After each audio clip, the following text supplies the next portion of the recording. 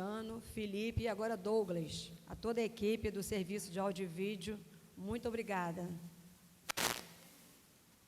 Dando continuidade à 21ª Semana do Meio Ambiente na UERJ, reiteramos que serão apresentadas até o dia 7 de junho diversas atividades ligadas ao tema nos diversos campi da universidade, alinhados à Agenda 30 e organizadas consoante os eixos propostos no Dia Nacional da Educação Ambiental e na Semana Mundial do Meio Ambiente.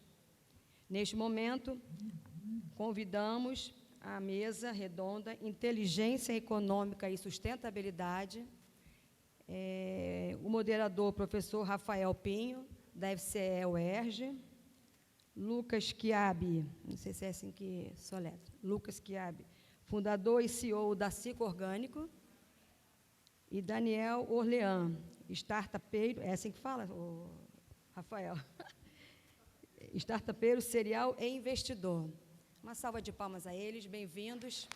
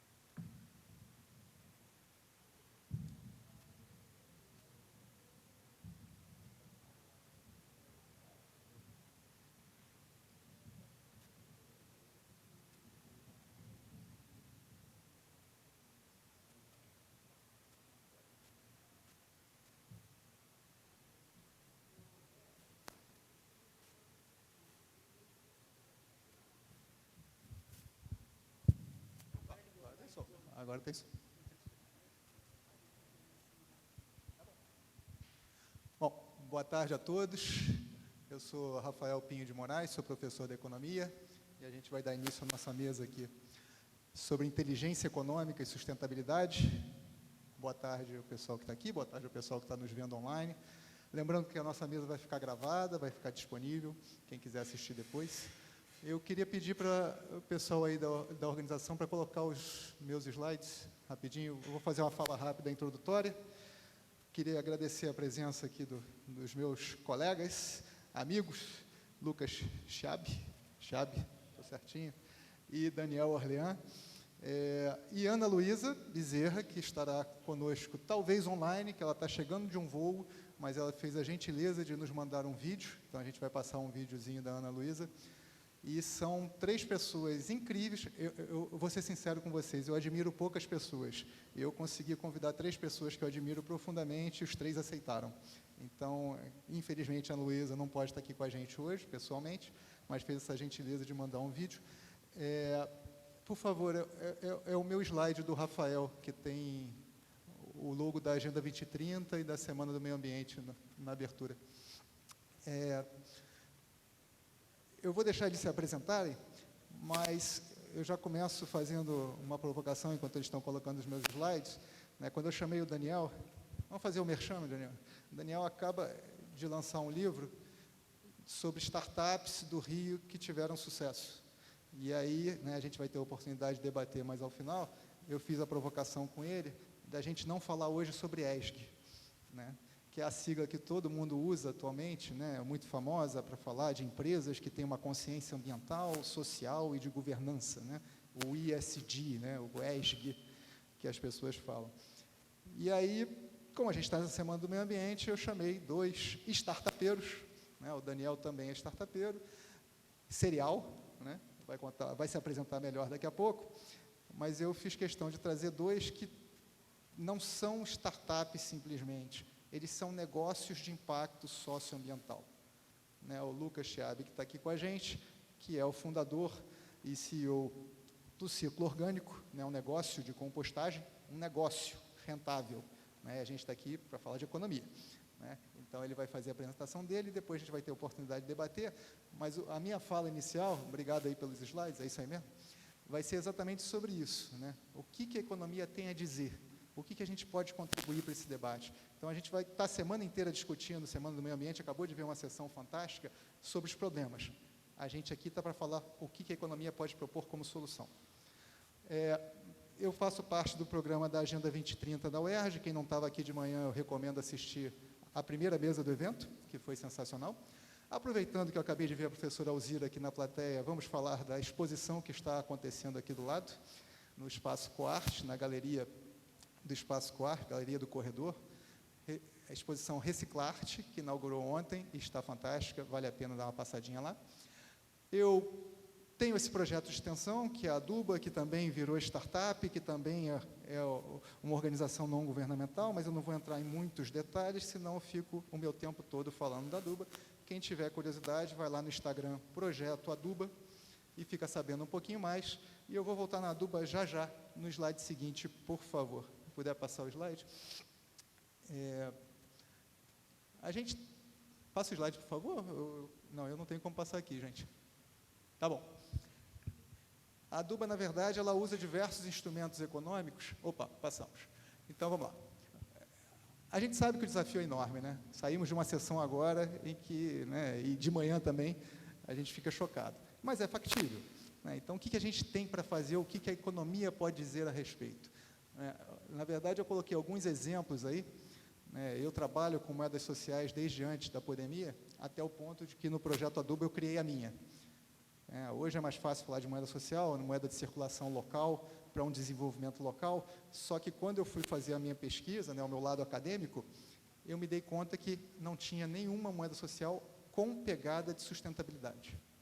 Toda moeda social é para que o gasto seja feito ali, mas pode ser para a pessoa comprar combustível, geladeira e o que mais ela quiser, e não necessariamente produtos locais, saudáveis, sustentáveis, sem embalagem de uso único, que o problema, senhores, não é o plástico, o problema é o plástico de uso único. Né? Isso aqui é um problema, isso aqui é um problema menor. Esse plástico, daqui a pouco vai para o lixo. Eu não consigo beber essa água mais, eu virei acochato. Eu posso passar sede aqui durante 1h30, que eu não vou tocar nesse copo. Enquanto for só eu, talvez o Lucas... Uma provocação, aí pode beber água, Lucas, fica à vontade. Enquanto formos só nós, deu ruim.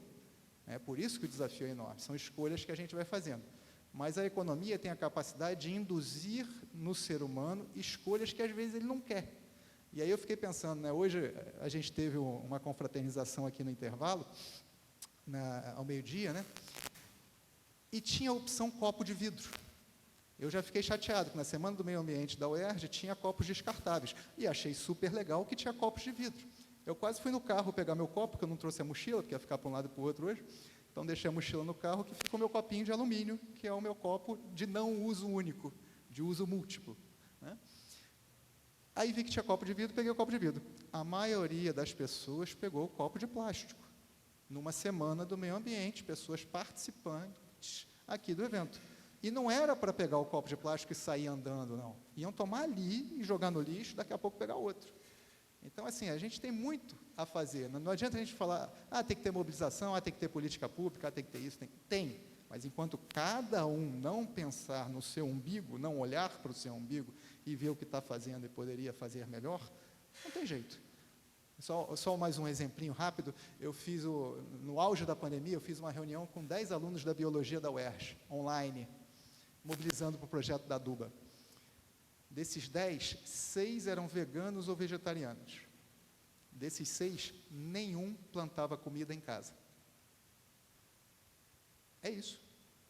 Você faz uma decisão que você acha, claro que é uma decisão legal para o planeta, para a sua saúde, etc. Pô, eu vou ser vegano ou vegetariano.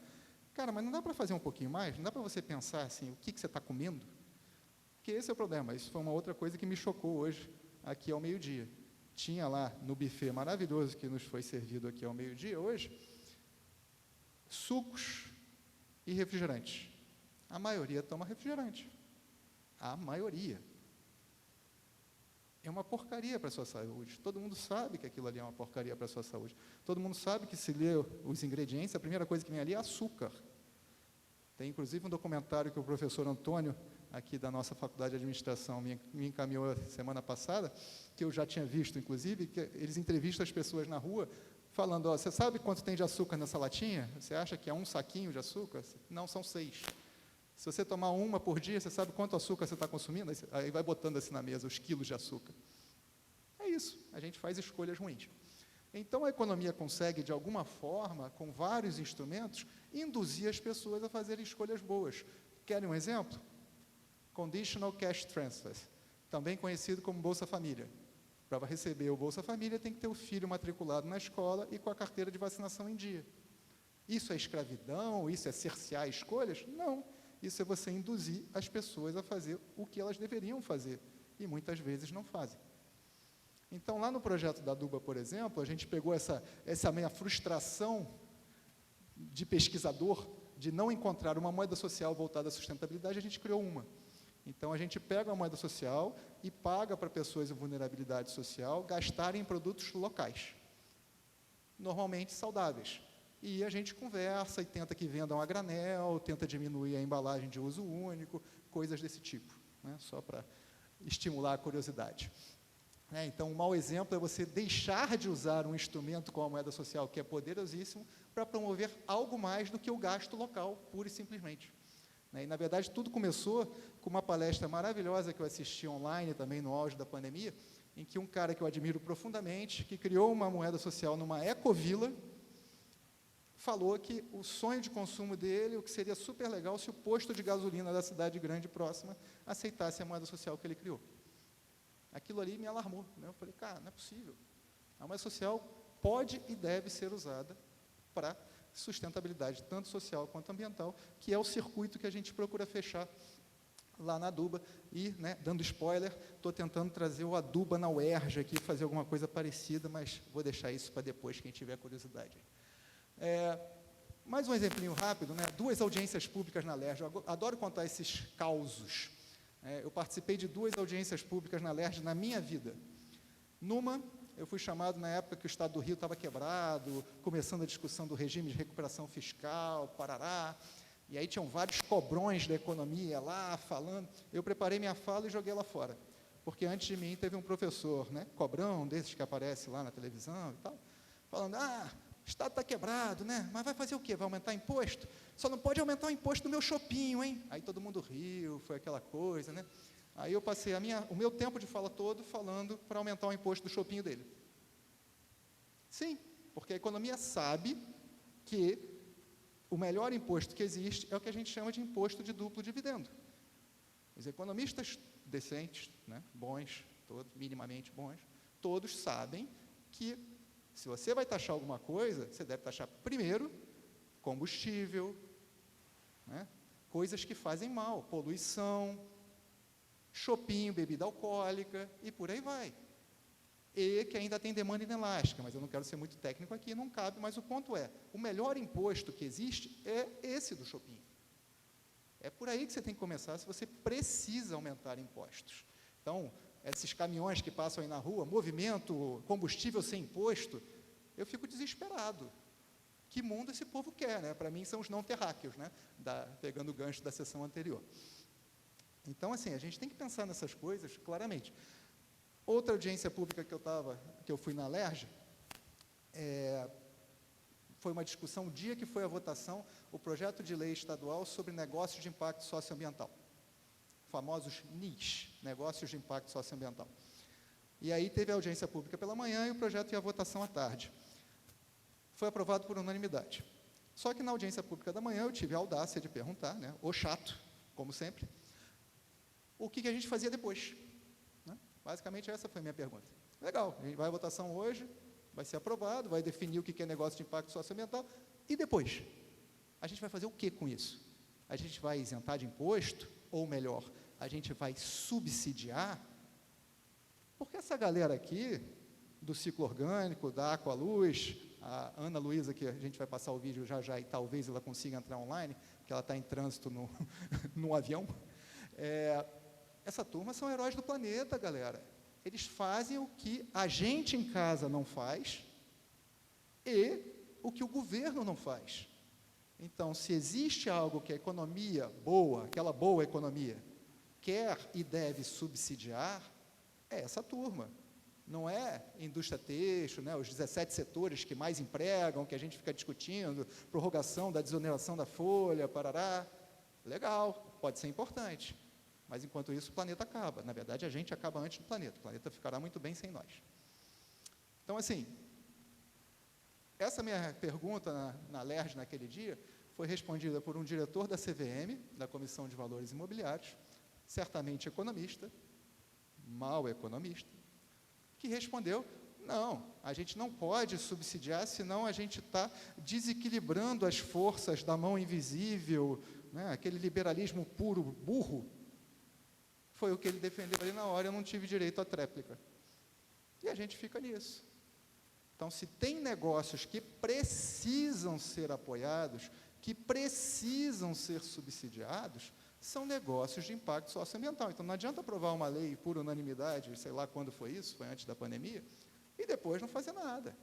Tem que regulamentar, tem que ter crédito subsidiado do BNDES para essa galera. É disso que eu estou falando. É disso que a economia fala. Porque eles estão prestando um serviço à sociedade.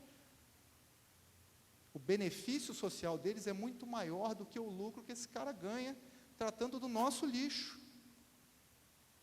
Eu conversei, tive a oportunidade de conhecer a Ana Luísa, que eu convidei para essa mesa, aqui, nessa Capela Ecumênica, outro dia, num outro evento, por coincidência, conheci pessoalmente, e eu fiz essa pergunta naquele evento.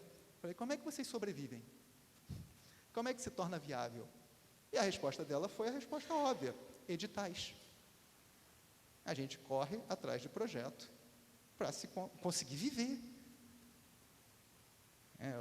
A Ana Luísa tem o videozinho, vou pedir para passar já, mas basicamente ela bolou, já apareceu no Jornal Nacional, Globo Repórter, essas coisas todas, ela bolou um sistema de purificação de água com luz solar. Você bota tipo uma pia no quintal, no sertão nordestino, e a luz solar purifica a água. É genial. Mas quem vai pagar a conta? Como é que ela vai ser rentável? Esse é o ponto.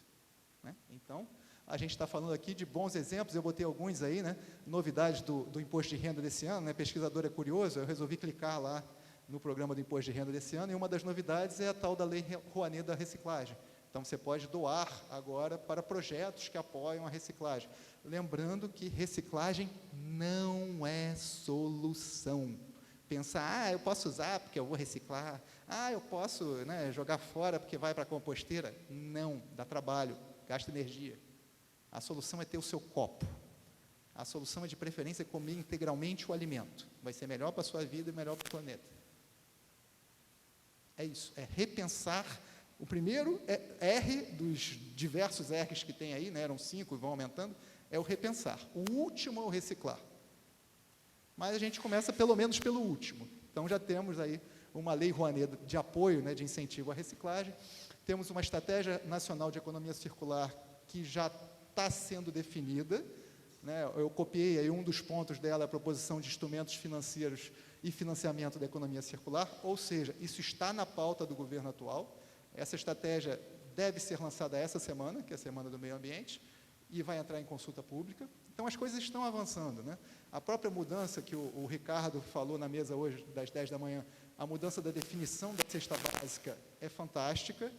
É um absurdo um país como o nosso ter ultraprocessados numa cesta básica, que aí vem isenção de imposto, aí vem uma série de benefícios.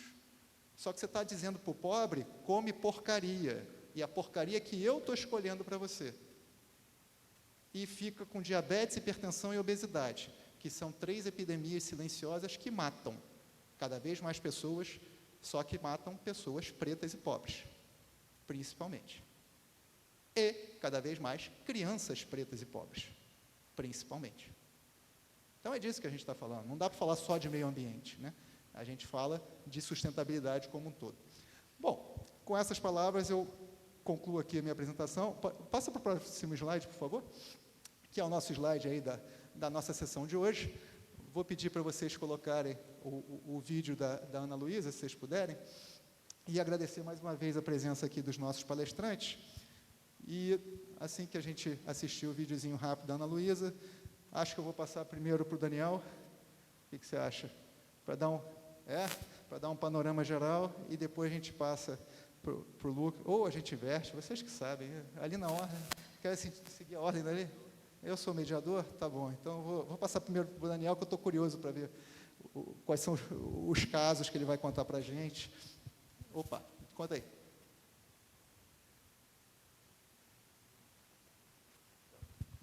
Bom, tivemos um probleminha técnico com o vídeo, ele já vem, então vou passar logo para o Daniel, e depois a gente passa o vídeo, e depois passa para o Lucas, então. Tá bom? Valeu, gente. Obrigado, Rafael, mas você me deixou bem curioso para ver o vídeo, que eu quero ver a tecnologia funcionando. Bom, primeiro te agradecer o convite também, saudar aí a presença do Lucas. Esse lance de startupeiro, serial investidor, foi ele que colocou, tá? Não fui eu que mandei.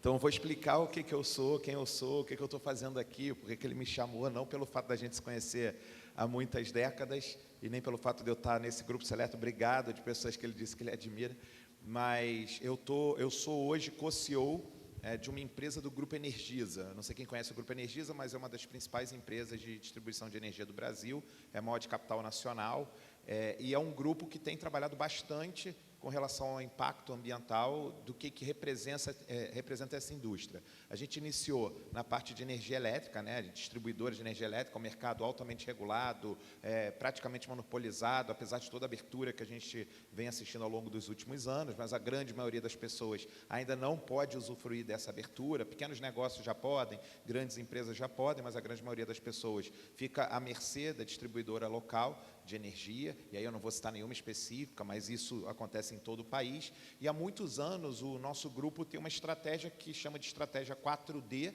que fala sobre descarbonização, diversificação, digitalização e descentralização da energia. E dentro disso, eu trabalho com um outro pilar, né? Quando ele falou para a gente não falar de ESG, ESG, essas coisas, eu trabalho na parte humana dessa questão ambiental, dessa questão do impacto, não apenas ambiental, mas de todo o impacto que a gente está falando de, sim, ambiente, de sustentabilidade e de governança. Em 2018, período pré-pandemia, a gente iniciou um trabalho para identificar ao longo em todo o nosso território de concessão. Bom, antes de 2018, eu tenho um histórico de mais de 15 anos, acho que o vídeo dela, vocês querem parar para ver o vídeo dela ou eu falo? É porque eu estou tão curioso para ver o vídeo dela, que ele... Bom, enfim, mas ele sabe fazer bons teasers. Antes de trabalhar no grupo, eu trabalhei 15 anos com educação, né? Eu sou filho de professores, sou um apaixonado por educação, e por influência familiar eu não virei professor, apesar de ser o meu sonho. Minha mãe é professora de criança aposentada, né, professora infantil, meu pai é professor de matemática e física de escolas públicas. Hoje ele dá aula no antigo Gente, ali da Rocinha, e eu sempre fui apaixonado por ver o impacto que a educação trazia para as pessoas. Então, quando eu me formei em engenharia, eu decidi abrir uma empresa na área de educação, empreender na área de educação, suprindo aquele gap que existia entre a educação formal, que as escolas, que as universidades, que o ensino técnico promovia, e o que as pessoas precisavam para ter mais empregabilidade, oportunidade, crescimento de carreira, lembrando que, obviamente, muitas pessoas, quando chegam nesse mundo, chegam com muitos desnivelamentos. Então, é bem importante que a gente consiga, as empresas invistam também, além, obviamente, das autoridades, né, do poder público, de todo o programa de inclusão, de inserção, de cotas, que a gente também tenha as empresas investindo nessa frente. Então, durante 15 anos, eu trabalhei com educação. Vendi a minha empresa em 2015 para um grande grupo alemão, a empresa existe até hoje, e eu alcancei uma liberdade financeira que eu nunca, como filho de professores, ia imaginar. Meu objetivo sempre foi trabalhar com negócios que causassem impacto, e eu não podia trabalhar com educação durante um período de não compete, né, um período de não competição. Quando eu vendi a empresa, eu fui proibido de trabalhar novamente em educação por 2 anos. Então eu falei, quais são os outros negócios que a gente pode usar para impactar? E eu cheguei no mundo financeiro. Eu nunca fui um cara que queria trabalhar no mundo financeiro, me formar e, vou trabalhar num banco. Mas eu percebi ali que se o desenvolvimento de pessoas era um motor para a gente poder impactar a vida, não só das pessoas, mas do país, da cidade e tudo mais, que democratizar o acesso a serviços financeiros também seria. E foi nesse meio do caminho que eu fui parar no Grupo Energisa, por incrível que pareça. O que uma pessoa que começou a trabalhar com inclusão financeira foi fazer num grupo de energia? Bom, e aí eu chego no 2018 que eu estava contando. Em 2018, a gente encomendou uma pesquisa em 11 estados onde a gente tem área de concessão. Então, estou falando de todo o Centro-Oeste, a maior parte da Amazônia é legal. Então, Mato Grosso do Sul, Tocantins, Acre, Rondônia, Nordeste, Sergipe, Paraíba, interior de Minas, interior de São Paulo, interior do Rio, é onde a gente tem essa distribuição de energia. E não sei o quanto vocês conhecem, né, de toda essa diferença que existe no Brasil. 2/3 das pessoas, para pagar uma simples conta de energia, às vezes tinham que sair da sua própria cidade, tinham que pegar quilômetros, às vezes dezenas de quilômetros, para chegar numa cidade que tivesse ou uma lotérica ou um banco. 2/3 dessas pessoas pagavam em dinheiro, em lotérica, suas contas de energia. A gente que está aqui, que sabe rapidamente chegar no banco mais próximo, se bobear, tem caixa eletrônico aqui dentro, tem, né? Caixa eletrônico aqui dentro. Imagina o impacto, não só ambiental, mas também humano, que você tem de uma pessoa que perde um dia de trabalho, um dia com a família, um dia, né, na sua agricultura de subsistência, que seja, para poder pagar uma conta. Se ela não pagar essa conta, ela corre o risco de ficar sem um bem essencial. Vou chegar num caso extremo. A gente tem uma cidade no norte do Brasil, no norte do Acre, que se chama Vila Restauração, que é uma comunidade de exploração, né, e tem mais ou menos 1.000 pessoas, são 200 famílias, que até pouco tempo atrás a energia elétrica só funcionava durante 4 horas por dia via queima de óleo diesel. Então, a gente fez um trabalho para quê? Para que se fizesse a inclusão energética usando painéis solares, e essas pessoas, para pagar a conta, elas precisavam pegar 10 horas de Rio até chegar em Marechal Thaumaturgo, quando chegava. Então, a Volt surgiu, né, que é a empresa que eu sou CEO, faz parte do grupo, surgiu para promover a inclusão financeira. Lembrando que era 2018 e 2019, pré-pandemia. Naquele momento, contas digitais e tudo que a gente conhece hoje de maneira super democratizada não existiam. Então, elas sofriam para entrar num banco, né? Entravam no banco, eram paradas na porta giratória, sofriam bastante com preconceito, com uma série de impactos. Então, a gente colocou como uma das nossas missões fazer a inclusão financeira dessas pessoas, primeiro dando a elas o poder de gerenciar seu próprio dinheiro, que antigamente dependia de espécie, né, de dinheiro em espécie. E parece que não, mas isso também causa um desequilíbrio, também causa discriminação. Por quê? Porque são pessoas que não têm acesso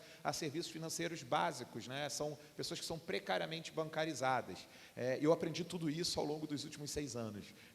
Como é que a gente promove essa mudança de precarização financeira, de precarização bancária? Isso não é uma questão de elitização, é uma questão de sobrevivência. Por exemplo, quando acontecia uma enchente, pessoas que não tinham seguro, pessoas que perdiam seu dinheiro, porque o dinheiro estava no colchão, estava no pote, dentro da sua cozinha, e elas não conseguiam ter acesso àquilo. Então, a digitalização do dinheiro e a inclusão posterior do PIX fizeram todo um processo de democratização no Brasil que muitos de nós não conhecemos. Hoje, um pipoqueiro, um vendedor ambulante, um pequeno negócio é muito menos dependente de grandes bancos, né? E 5 bancos dominam quase 90% dos meios de pagamento e do crédito nacional. Essas pessoas não pagam mais 10%, 5%, 12% para poder receber uma pipoca. Elas, né, recebem gratuitamente via PIX. Na pandemia, a gente teve uma grande ação aí, principalmente dos bancos públicos, de promover essa inclusão financeira. Então, o nosso grande propósito, que era promover essa digitalização do dinheiro, perdeu um pouco de sentido, mas a gente observou um segundo ponto. Grande parte dessas pessoas eram invisíveis frente ao sistema financeiro de crédito. Muita gente fala, né, o governo trabalhou bastante no Desenrola, que eu acho que foi um programa sensacional, de ajudar as pessoas a limparem seu nome, só que antes disso, uma boa parte das pessoas não tinham nem um nome num birô de crédito, um SPC, um Serasa. A gente entende que ter o nome sujo é um grande temor, mas não ter nenhum nome é pior do que ter o nome sujo. Por quê? Porque são pessoas que não conseguem crédito para fazer uma compra, para conseguir um meio de pagamento digital no mundo altamente digitalizado como a gente vê hoje. Parece que é um problema de elite, mas não, são pessoas que poderiam ter acesso a insumos mais baratos para os seus negócios, poderiam comprar conhecimento, ter acesso a conteúdos online, a sistemas de streaming, a ter mais acesso a informação e a conhecimento, e elas ficavam à mercê de não ter o seu nome. Então, a gente criou, na segunda jornada da Volts, um modelo baseado no histórico de pagamento de contas dessas pessoas. Se elas não tinham crédito no mercado, score de crédito no mercado,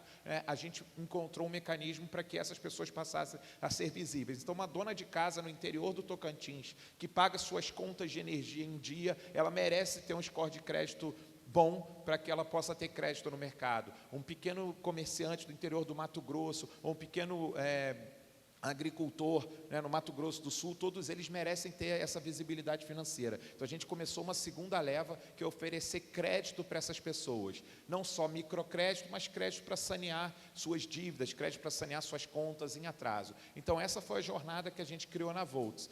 Impulsionado um pouco disso, porque a entrada na Volts foi a realização de um sonho, porque eu não estava no Rio e eu queria muito voltar ao Rio. Eu estava em São Paulo, estava trabalhando com educação em São Paulo. Eu comecei a conversar com um monte de gente e eu percebi que a gente estava perdendo muitos negócios no Rio para outras cidades, outros estados. E foi aí que surgiu a ideia da gente fazer uma publicação, que ele falou, empresas que tiveram sucesso, mas não são só empresas que tiveram sucesso, são empresas que tiveram sucesso ou aprendizados. E aí, até o próprio subtítulo aqui, são casos de sucesso e aprendizados do empreendedorismo em tecnologia carioca. E tem alguns casos bem interessantes aqui, que eu acho que tem um impacto muito grande no mundo ESG, não só no ambiental, mas também nessa questão humana do ambiental, que muitas vezes a gente esquece. Dentro dos objetivos de sustentabilidade, dos objetivos do milênio, a gente observa que o fator humano é bem importante. Eu não vou chover no molhado da importância da educação, mas não é só a educação. A educação é o acesso ao crédito, é o acesso ao emprego, é acesso aos direitos, é acesso ao conhecimento que é disponibilizado via redes sociais, obviamente com combate aí a fake news e tudo mais.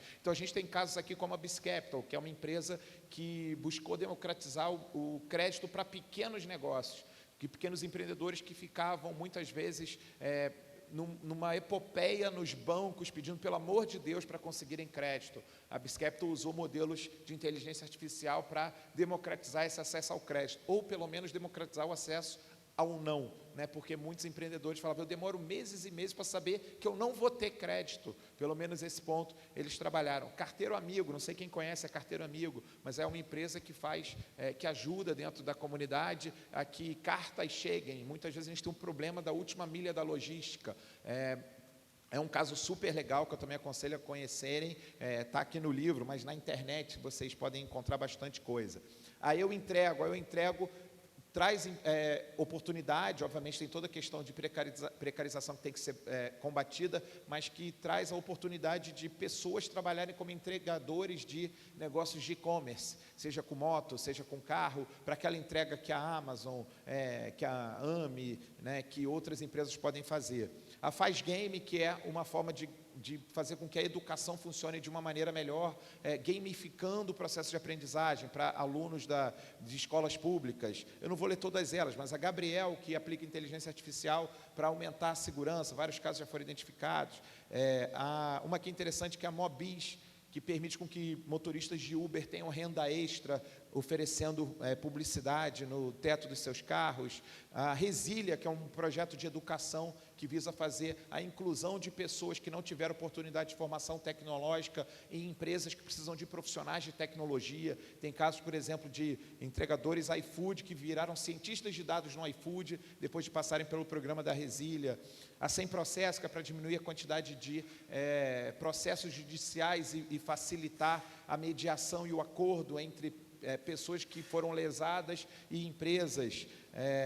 A Volts, que eu já citei, e alguns outros casos. Então, aqui o objetivo foi relatar em primeira pessoa, ou seja, são as empreendedoras e os empreendedores que contam aqui como enfrentaram os desafios do Rio, mas que encontraram no Rio talentos, pessoas altamente engajadas em resolver problemas em diversas áreas que são dores nossas, como educação, como sustentabilidade, como mobilidade urbana, como o mundo financeiro, enfim. Eu acho que aqui tem vários casos legais. Qual é o nosso objetivo? A gente tem participado bastante, junto com o Grupo Energisa, de programas de fomento e inclusão de pessoas na área de tecnologia. Então, a gente tem um trabalho lá na região da Zona da Mata Mineira, que é o Rio Pomba Valley, que é muito voltado para capacitar pessoas, principalmente pessoas em risco social ou em transição de carreira, para que se tornem programadores, desenvolvedores de software, cientistas de dados, empreendedores, de novo indo para a questão da educação e no desenvolvimento local, e principalmente, a gente ouve muito sobre a escassez de profissionais, e o mundo de tecnologia, ele ainda apesar de toda a evolução dos últimos anos, um mundo muito machista, né? Quando eu me formei com mais 22 homens no curso de engenharia de computação. E a gente vê, eu tenho uma filha, né? E minha filha já disse que queria ser engenheira, depois disse que queria ser arquiteta, ela pode ser o que ela quiser, mas no início dela, ela ouviu aquele famigerado, meninas não são boas em matemática, e a gente, obviamente eu fiquei, pode falar palavrão, né? Eu fiquei puto com isso, e eu comecei a mostrar, né, e a fazer várias pesquisas da maneira de como a gente pode abrir o espaço, né? Não como homem que não tem lugar de fala nisso, mas as nossas mulheres, e a gente tem líderes técnicas, mulheres que estão batalhando bastante para que a gente tenha mulheres em gerência de produto, em desenvolvimento de software, em tecnologia, em qualidade, em experiência de usuário, para que a gente dobre a quantidade de profissionais na área e muitas vezes, porque é uma área que remunera bem, que a gente tenha também a liberdade financeira por meio dessas mulheres, por meio dessas profissionais. Então, são vários os projetos que a gente está trabalhando. Quando o Rafael me chamou, ele falou, impacto ambiental, eu falei, depende do que você considera impacto ambiental. Eu considero que o impacto humano é super importante dentro desse contexto. Obviamente, eu não sei falar de economia circular, como o Lucas sabe, eu não sei falar de recursos naturais, eu não sei falar de vulcão, eu sei falar de educação, eu sei falar de inclusão, e a gente tem se dedicado bastante em cima desses tópicos para pelo menos botar uma sementinha, sem fazer trocadilho com a aduba, botar uma sementinha no desenvolvimento do Rio e do país inteiro por meio de educação, inclusão financeira e inclusão tecnológica. Muito obrigado.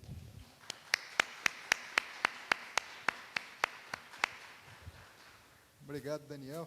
Aproveitando a deixa aqui do Daniel, para a gente respirar um pouquinho, eu sei, meu amigo acelerado, fica à vontade, pode beber água. Antes da gente passar o vídeo, algumas coisas me tocaram assim na tua fala. A primeira, né, a coisa da sementinha e da igualdade de gênero, que é um dos nossos objetivos do desenvolvimento sustentável, né?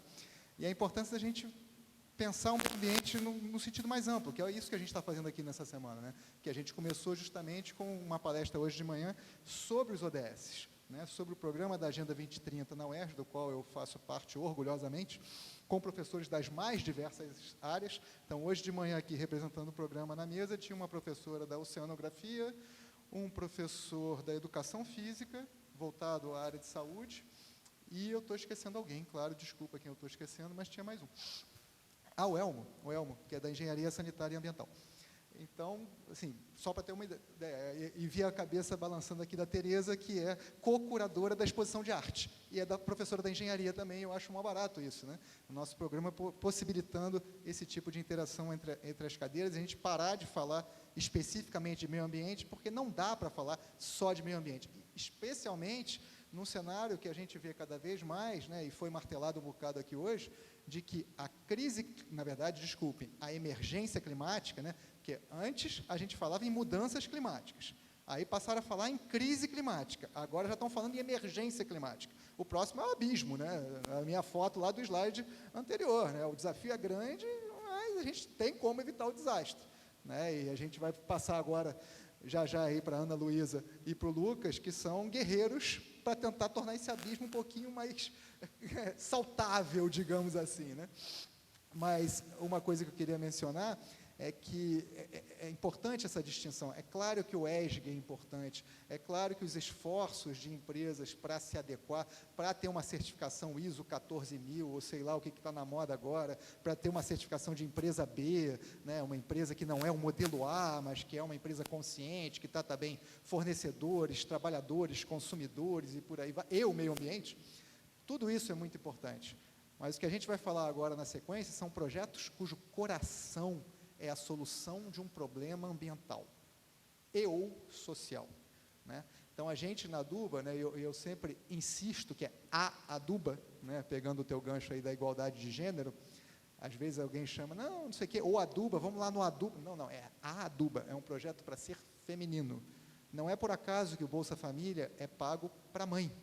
É a mãe que tem o cartão do Bolsa Família. Tudo isso é pensado, né? Então, a Aduba também é um projeto para capacitação de mulheres, com foco especial em mulheres em vulnerabilidade social, porque ela é mãe. A mãe vai decidir melhor para os seus filhos do que o pai. Essa é uma realidade imutável, né?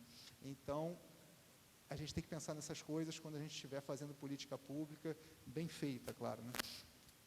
Vou passar agora, vamos colocar o vídeo, por favor? Vamos passar aí para a Ana Luísa, e depois a gente passa na sequência para o Lucas.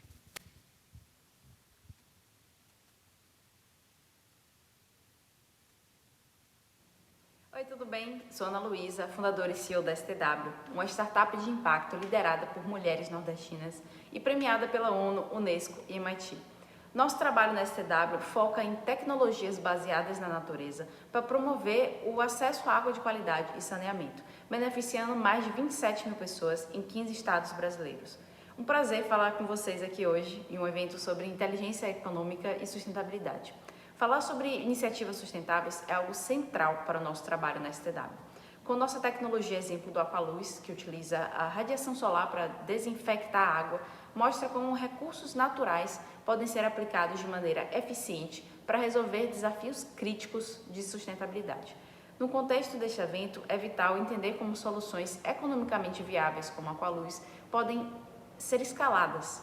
Nosso retorno social do investimento, SROI, uma métrica pouco conhecida, mas de alta relevância para metrificar impacto, revela que cada real investido em nossos projetos gera R$ 27 de retorno social, contribuindo significativamente para a saúde na redução das doenças de circulação hídrica, educação e economia das comunidades que atendemos.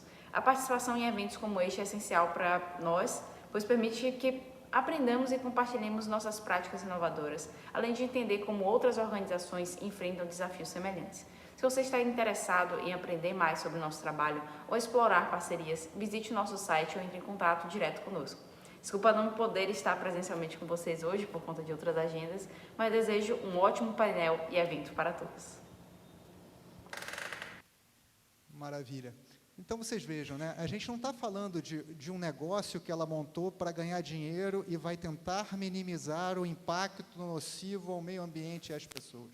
A gente está falando de uma pessoa idealista que resolveu resolver o problema dos outros, que resolveu bolar uma coisa para dar água de qualidade para as pessoas do Nordeste, no semiárido, e daí buscar dinheiro para tornar aquilo viável financeiramente, né? Então, com essas palavras, eu vou passar aí para o Lucas, mas antes de eu passar para o Lucas, só queria contar um dado lá da Aduba, né? A Aduba é um projeto de extensão aqui da UERJ, que acabou sendo selecionada em vários editais.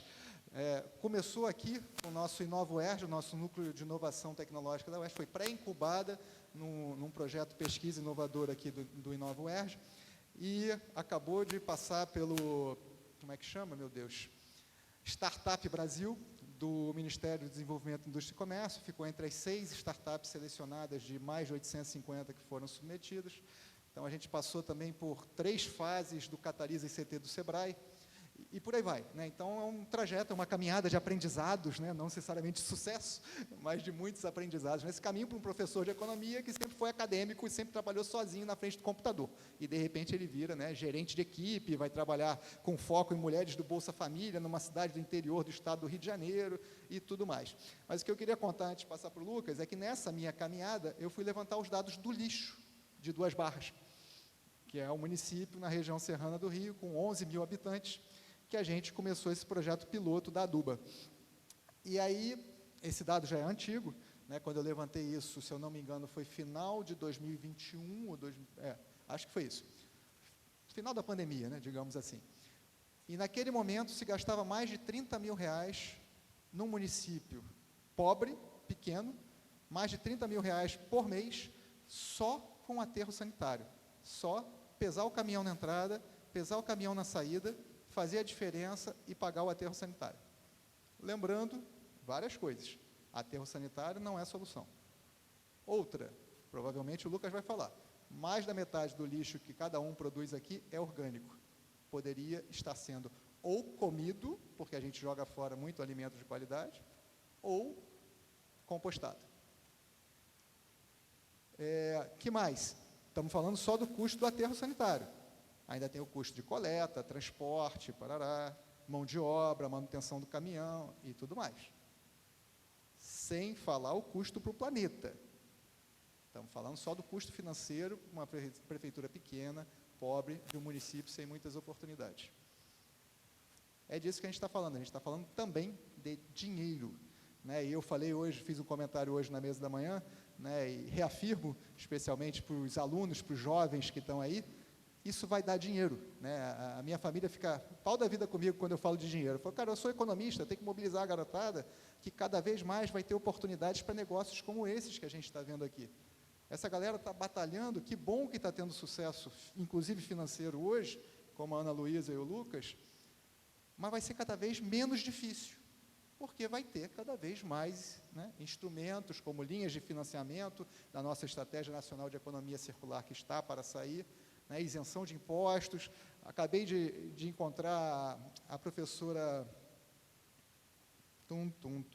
Esqueci agora. A professora que coordena a Feira Agroecológica, acabei de encontrar ela ali, Suzana, professora Suzana, e ela me contou que o pessoal do Composta E aqui da Tijuca agora tem uma bolsa da Secretaria de Meio Ambiente. É disso que a gente está falando. Composta E atua aqui na Tijuca, assim como o Circo Orgânico, com o negócio de compostagem, e é uma galera que precisa de apoio, cara. Ainda mais um negócio que está começando. O Lucas vai contar a trajetória dele. Eu já assisti a palestra dele e adorei, por isso que eu trouxe ele aqui hoje. E é isso. Então, assim, se não apoiar, fica muito difícil. E essa galera está fazendo um trabalho, repito, que nós, cada um de nós, com a nossa consciência, deveria estar fazendo. Obrigado. Obrigado, Lucas, pela presença. Valeu, Rafael. Obrigado. Obrigado, Daniel. Prazer estar contando aqui um pouquinho da história, um pouquinho do trabalho que a gente faz no ciclo orgânico. Eu muito feliz assim, de ver essas convergências. Né? Eu acho que o trabalho de compostagem só flui por conta da educação, ele só se para de pé por conta da economia, e é desafiador. Assim, eu costumo dizer que o que todo dia, quando eu vou trabalhar com o ciclo orgânico, o que mais me enche de orgulho, mais de felicidade, eu acho que hoje em dia são 4.500 famílias que decidiram voluntariamente cuidar dos seus resíduos. Né? Numa sociedade onde deveria ser, né, quem polui mais, paga mais. Né? Mas a gente está numa sociedade que quem previne o seu impacto está pagando mais por isso. E nem por conta disso as pessoas deixaram de fazer o certo, de fazerem compostagem. Né?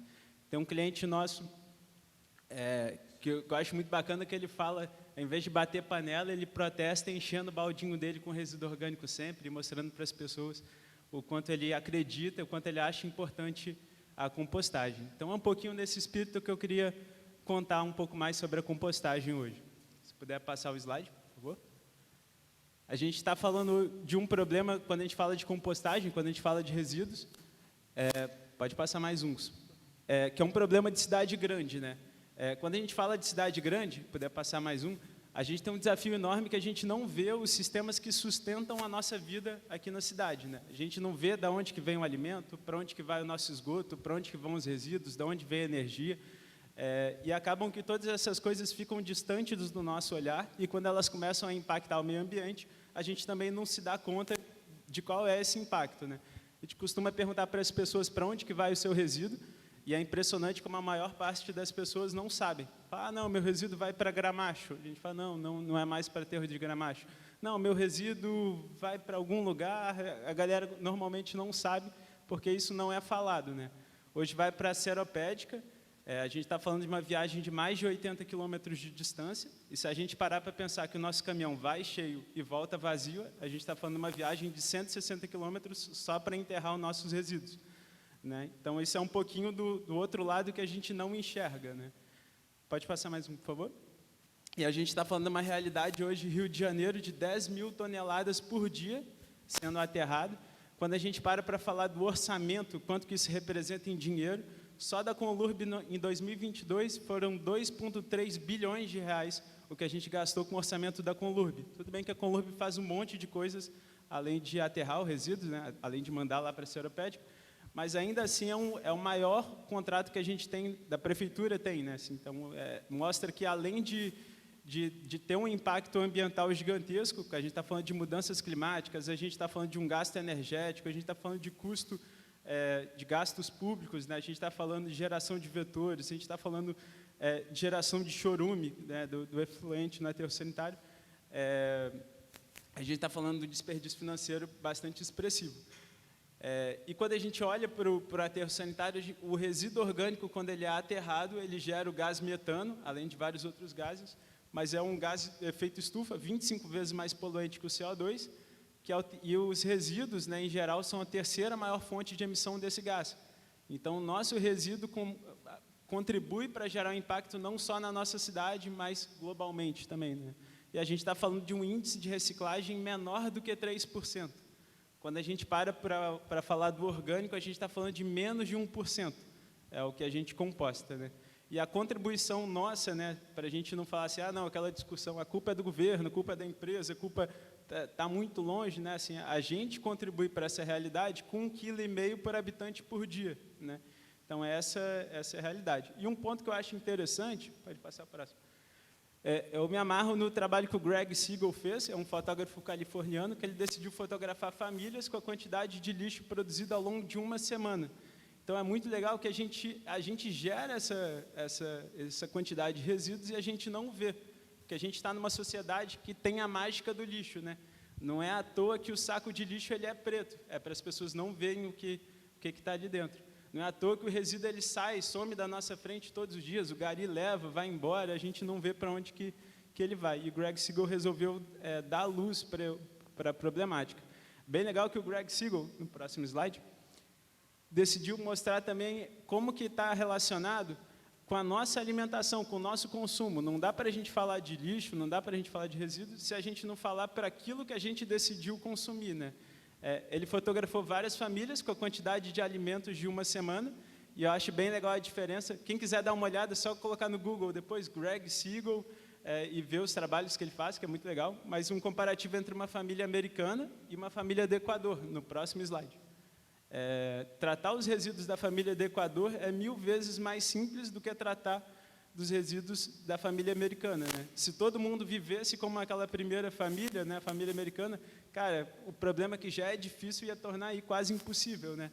E se a gente vivesse mais próximo ali da família do Equador, ia tornar muito mais fácil da gente gerir, sem falar de uma alimentação muito mais saudável, né? Então, acho que passa por isso. Quando a gente fala de resíduos, quando a gente fala de descarte, é importante a gente refletir sobre nossas ações. Pode passar mais um, por favor? É importante trazer qual que é o... Beleza, vamos tratar do problema dos resíduos? O que tem na nossa lixeira? É uma pergunta importante. A gente vê que, hoje em dia, no Brasil, são 52% são resíduos orgânicos. Mas, de forma geral, assim, normalmente varia conforme a renda, né? Então, esse é um gráfico da Índia, lá 60% são resíduos orgânicos, mas em todo lugar do mundo, o que a gente mais descarta são sobra de alimentos, em todo lugar do mundo. Então, se a gente consegue, através da compostagem, tratar essa fração, a gente está resolvendo a maior parte do desafio. Pode passar mais um, por favor. Um estudo francês muito legal também trouxe, na perspectiva financeira, se a gente tangibilizasse assim, em materiais, o quanto vale cada grama de alumínio, cada grama de ferro, cada grama de plástico que a gente descartou. Uma família de 4 pessoas está desperdiçando 1.200 euros por ano.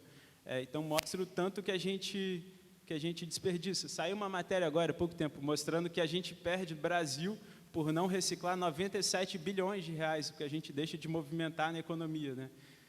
Então, é impressionante quanto que o impacto ambiental também está atrelado ali à questão econômica, né? Pode passar mais um, por favor? E aí que entra a compostagem, né? Compostagem é um processo natural que a gente consegue transformar os resíduos orgânicos em adubo, e a gente segue os mesmos processos que a natureza faz no solo da floresta, por exemplo, né? No solo da floresta caiu uma fruta, caiu um galho, o animal fez seus dejetos ali, as bactérias que estão no solo da floresta fazem a decomposição da matéria orgânica. E o que a gente faz na compostagem é tentar otimizar esse processo, criar as condições ideais para que os micro-organismos se proliferem e transformem a maior quantidade de matéria orgânica em adubo no menor espaço de tempo possível. Pode passar? A gente costuma dizer que nada mais é do que fazer um jantar para bilhões de micro-organismos, né? É literalmente um jantar que a gente faz. São bilhões, literalmente. Numa colher de composto, uma colher de sopa, a gente tem mais bactérias do que seres humanos no planeta, né? E a gente utiliza as proporções ideais para poder alimentar eles e fazer com que o processo aconteça, que demora de 4 a 5 meses. Pode passar mais um, por favor. Para quem ainda não fez compostagem, é super simples, vai sair daqui hoje fazendo compostagem. Você vai separar os resíduos orgânicos em 2 categorias. Resíduos marrons, vamos lá, folha seca, papel, graveto, grama cortada, são os resíduos marrons, ricos em carbono. E a gente tem resíduos ricos em nitrogênio, que são os resíduos que a gente gera na nossa cozinha. Casca de fruta, verdura, legume, borra de café, casca de ovo, saquinho de chá, são resíduos ricos em nitrogênio. A gente vai misturar na proporção 2 partes de matéria seca, material marrom, para 1 parte de material verde. E a gente coloca isso na nossa composteira. Basicamente, esse é o processo de compostagem. A gente costuma inocular, coloca um pouquinho de adubo já pronto na nossa composteira para trazer as bactérias e elas começam a trabalhar. Como são bactérias que gostam do oxigênio, a gente precisa revirar de tempos em tempos e 4 meses depois a gente tem um composto. De uma maneira bem simples, é isso, a compostagem, né? Pode passar mais um, por favor. A gente utiliza muita folha seca, né? A gente utiliza podas de árvore triturada pela Light, mas eu sei que a Energisa também faz isso lá em Friburgo, com um parceiro nosso, recebe. Pode passar mais um? E a gente, como são jantar de micro-organismos, a gente diz que o prato de comida de cada bactéria é microscópico. Então, a gente precisa garantir que em cada pratinho ali a gente tenha a mesma proporção de alimento. Por isso que a gente mistura bem misturado, coloca as bactérias e elas começam a trabalhar. Pode passar mais um. É bem legal que é um processo termofílico, tem a liberação de calor, esquenta bastante, e isso faz com que a gente consiga receber materiais mais difíceis de serem compostados, né? Então, resíduo de carne, de peixe, frutos do mar. A galera que já fez com minhoca, compostagem que não costuma colocar os cítricos, no caso da compostagem termofílica, pode colocar todo tipo de resíduo cítrico, não tem problema. E aí tem aplicações de uma escala maior para resíduos agroindustriais, resíduo de lodo de esgoto, resíduo de uma série de origens diferentes. Pode passar mais um, por favor? E é isso. Aí, trazendo para a perspectiva do ciclo orgânico, como que essa história nasce? Quando eu tinha 4 anos de idade, perguntava o que eu queria ser quando crescesse, eu dizia que eu queria ser motorista de caminhão de lixo. Esse era o meu sonho de criança. E aí meus pais achavam engraçado, não entendiam o porquê de querer ser motorista de caminhão de lixo, mas a real é que meu pai, ele é engenheiro, trabalhou 27 anos na Vale, e lá em casa ele tem o apelido de Eu Sei. Assim, tudo que quebra em casa ele fala que sabe, que vai consertar e que não vai jogar fora, fica brabo assim, se falar que vai jogar fora. E eu sempre achei muito incrível assim, a capacidade da gente conseguir consertar alguma coisa, conseguir criar, né? Assim, eu acho que para mim a gente está dando vida àquele objeto. E eu achava que o motorista de caminhão de lixo levava para casa e construía as coisas, fazia os brinquedos e tudo mais. Tempo se passou, pode passar mais um? Entrei na engenharia ambiental no FRJ, e aí na engenharia ambiental eu conheci um projeto de extensão chamado MUDA, que existe até hoje lá no FRJ, na engenharia ambiental, que a gente trabalhava com compostagem, com agroecologia, com permacultura, e a ideia da compostagem foi trazer temas importantes que não estavam na grade curricular da engenharia ambiental, né? E também trazer essa questão da extensão, que o rapaz no outro painel falou. Como é que a gente produz conhecimento, como é que a gente aprende com os agricultores que faziam feira lá, que fazem feira até hoje no FRJ, e como é que a gente tem essa troca de conhecimento. Foi bem legal, pode passar o próximo slide, que na compostagem a gente começou cada um com o nosso baldinho a separar os orgânicos em casa. Então, ao longo de toda a minha faculdade, eu levei um baldinho no ônibus da faculdade, levava o meu resíduo orgânico e transformava em adubo. E isso foi por conta da revolução dos baldinhos. Revolução dos baldinhos, em alguns segundos, assim, é um projeto lá de Florianópolis, de uma comunidade que não tinha coleta regular dos resíduos e começou a ter problema de leptospirose. Eles tiveram algumas fatalidades porque não tinha coleta regular. E aí os moradores, junto com o pessoal da faculdade, decidiram espalhar baldinhos entre as casas, começar a ter uma coleta porta a porta e resolver dentro da própria comunidade a gestão dos resíduos orgânicos. Quando eu vi esse vídeo, eu falei, cara, eu tenho que fazer também o meu. Se a galera lá em Floripa, numa comunidade, está fazendo, por que eu não vou fazer com o meu resíduo orgânico? E aí, cara, os amigos de faculdade, todo mundo começava a olhar estranho, né? Falava, pô, o cara tá vindo com um baldinho, com resíduo orgânico. A galera perguntava no ônibus, cara, o que é esse balde? Que era balde de margarina, né? Assim, cara, o que é esse balde? Eu falava, não, estou trazendo meu resíduo. A galera achava, e eu falava assim, cara, tu tem que fazer também, é super bacana. Tá produzindo adubo aqui na faculdade. A galera achava legal, mas não aderia. Falava, cara, isso é doideira, não vou fazer, não. Pode passar mais um? Isso é um dos primeiras levas de composto que fiz lá em 2013, mais ou menos. E aí a gente começou a produzir conhecimento. Pode passar mais um, por favor? Aí e eu nessa, assim, cara, já tinha virado um eco chato, já estava perturbando todo mundo, falando sobre a importância de compostagem. Um amigo meu me deu de presente o livro do professor Caio, que ele é professor na Embrapa. Eu li esse livro, descobri que ele trabalhava no Jardim Botânico, fui conhecer pessoalmente ele, li 7 vezes o livro, de tão amarradão que eu fiquei. Falei, cara, quero trabalhar com compostagem, esse é o caminho. Comecei a estagiar na Vide Verde Compostagem, que é uma empresa de grande escala, que atende shoppings, indústrias, refeitórios industriais. E aí, nessa época, cara, minha esposa já não me aguentava mais. Falava, Lucas, cara, para com isso, velho. Você só fala de compostagem. Teve uma greve na faculdade, foram 6 meses, eu fui 6 meses para a faculdade, fazer compostagem do trailer da faculdade, do bandejão. Os amigos já não entendiam mais nada, cara, me viam pelo corredor, andando com enxada, carrinho de mão, facão na mochila e tudo mais. E sempre falando com os amigos, cara, tem que fazer, é maneiro, pô, bacana, vale a pena, pô, não faz sentido, você está na engenharia ambiental e não composta. E a galera ia meio que enrolando. Não, Lucas, maneiro, mas um dia eu vou fazer e tal. Aí, pode passar. A minha esposa me inscreveu no Shell Iniciativa Jovem, que é um programa de empreendedorismo patrocinado pela Shell, que a ideia é que você inicia uma empresa que tem algum tipo de pegada ambiental ou social. Eu falei, cara, se for para começar uma empresa, que seja prestando o serviço de coletar o baldinho na casa dos meus amigos.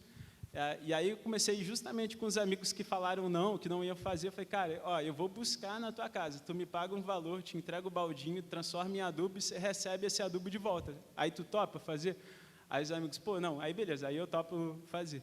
Aí eu comecei com a bike, a coletar, entreguei os baldinhos, e a ideia desde o início está baseada em 3 pilares. Primeiro, como é que a gente desconstrói a mágica do lixo.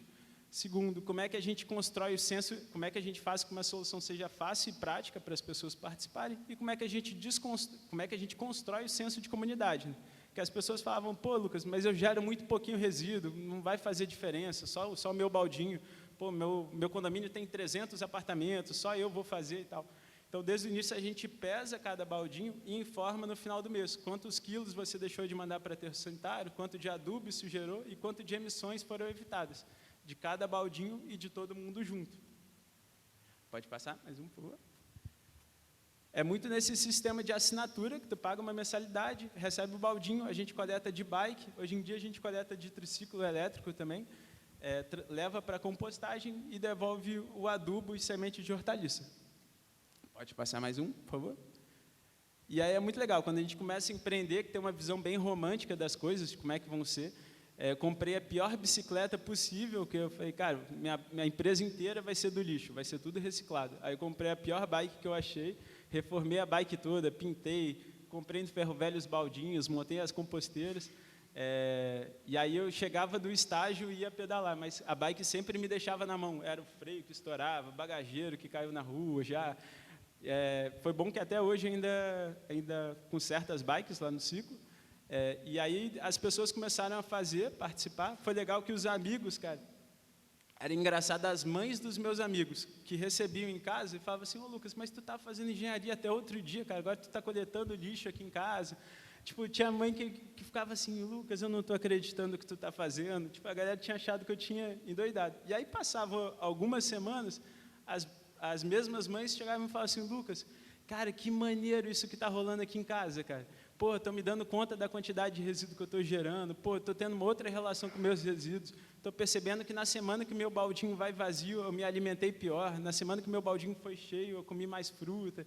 Então, foi bem legal ver essa transformação e foi vendo como que as pessoas indicavam seus amigos ali, né? Então, foi um movimento boca a boca que ajudou a crescer o ciclo orgânico.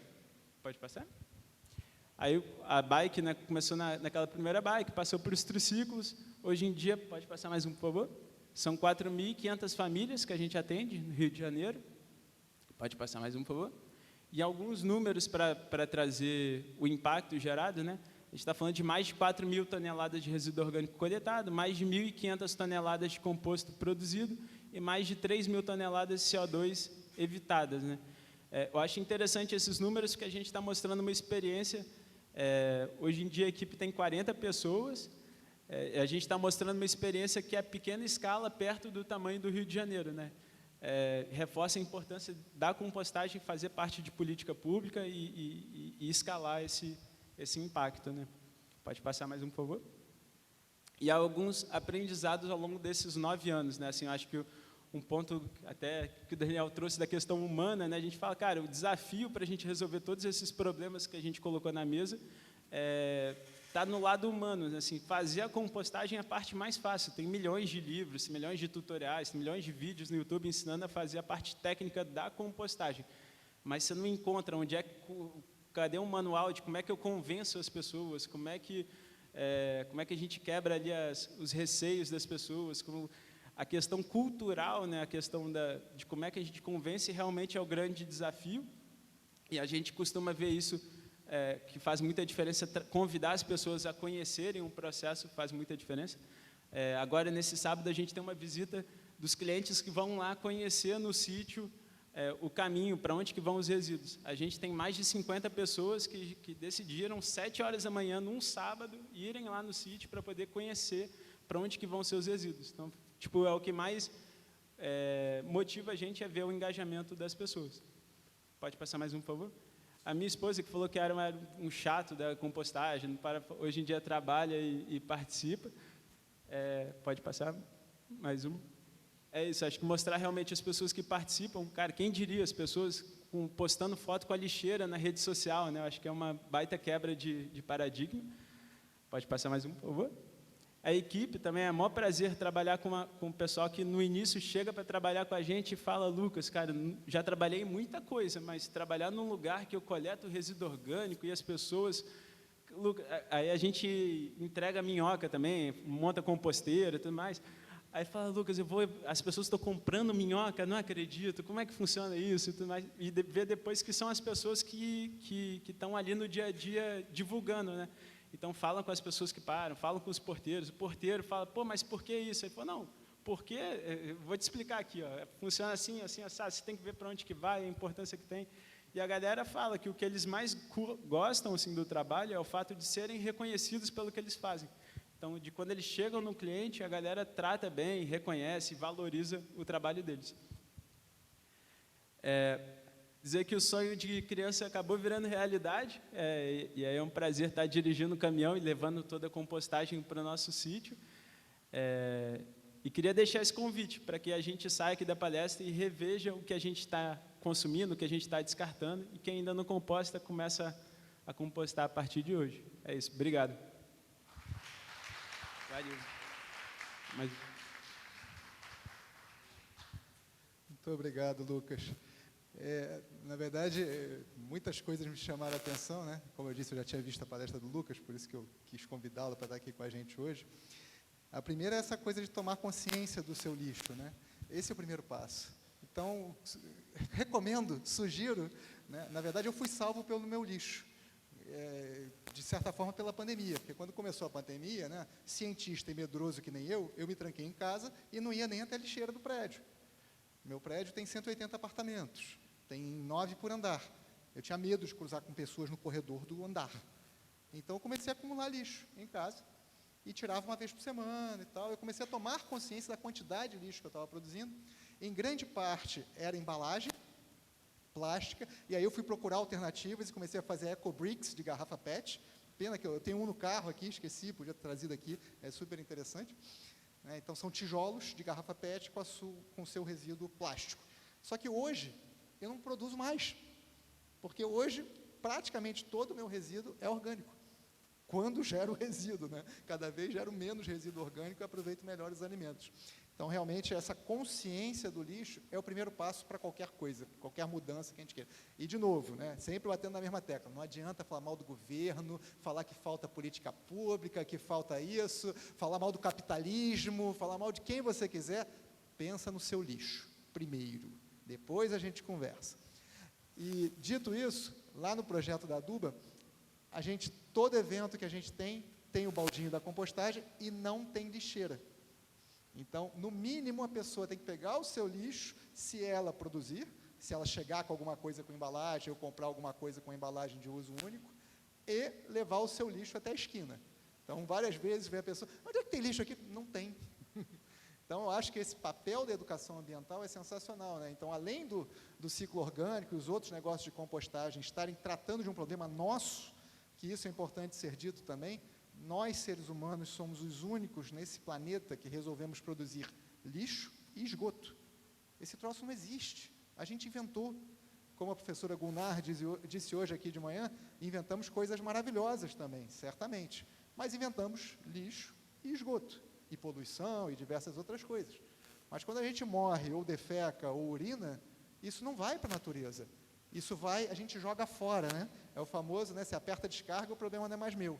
Você bota no saco preto lá, bota na lixeira, o problema não é mais meu. E não existe fora, né? E a gente está sabendo, né, como vimos na palestra anterior e em outras palestras aqui, veremos ao longo dessa semana, que assim, o limite já passou. A gente já está na fase de não tem mais que preservar, tem que regenerar. Né? Não tem mais jeito. Eu queria pegar o gancho, falar um pouquinho de economia, que é o seguinte, né, a gente ouviu, né, o projeto fantástico aí da Ana Luísa, ouviu aqui do ciclo orgânico, o Daniel mencionou o carteiro amigo, e eu queria fazer uma reflexão com vocês, que é a seguinte, olha só, o carteiro amigo, ele começou na Rocinha. O que ele fazia? Ele pegava jovens da comunidade e distribuía as encomendas que não conseguiam chegar até a casa das pessoas, porque dentro de uma comunidade, uma favela, as pessoas não têm endereço bem definido, não dá para jogar no Google Maps e achar a casa da pessoa. Então, o carteiro amigo foi um cara de lá que resolveu montar um negócio para fazer as encomendas chegarem na porta das pessoas. Resumindo, dá dignidade, dá acesso a comprar na Amazon, a comprar sei lá onde que você queira comprar online, a compras online, que as pessoas da comunidade não tinham direito a isso. Né? Detalhe, carteiro amigo não tem concorrência, né, para pensar um pouco em economia. Aí eu vou dar um outro exemplo. O carteiro amigo eu conheci nessa audiência pública na LERJ que eu mencionei para vocês, que eu perguntei, né, depois que a gente definir em lei negócio de impacto socioambiental, o que a gente faz depois? Vai dar crédito subsidiado? Vai apoiar de alguma forma? Vai ter uma bolsa específica da Secretaria de Meio Ambiente? Vai ter alguma coisa para essa galera aí? Como é que a gente vai apoiar? Porque precisa, cara. Precisa tornar o produto deles mais barato. É disso que a gente está falando. É difícil viver de compostagem, eu vou chegar lá. Mas nessa audiência pública tinha uma moça que o negócio dela começou olhando coco na praia. Então ela olhava aquele coco na praia e pensava, pô, esse resíduo, né? O pessoal toma água de coco, paga lá, sei lá, R$8 por uma água de coco, depois aquele troço fica largado, é um pesado, volumoso, então é o custo danado para você transportar para um aterro, que é o provável destino da maioria, né, das águas de coco, do coco, do qual a gente só aproveita a água na maior parte do tempo, e ela estava incomodada com isso. Então, ela amava a praia do Rio de Janeiro e pensou, cara, eu preciso resolver. E ela desenvolveu um produto, são sandálias feitas com fibra do coco, da praia. Agora, você imagina concorrer no mercado com a sandália feita com a fibra da água de coco da praia, com o sapato que você compra online vindo da China. É disso que a gente está falando. Como você vai valorizar um produto sustentável, faça um produto mais barato, muitas vezes. Então, você precisa barateá-lo de alguma forma. Por isso, os incentivos econômicos bem direcionados podem contribuir para a gente ser mais sustentável.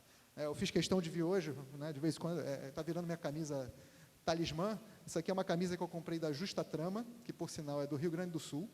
É uma cooperativa de mulheres costureiras, que trabalha só com algodão orgânico certificado.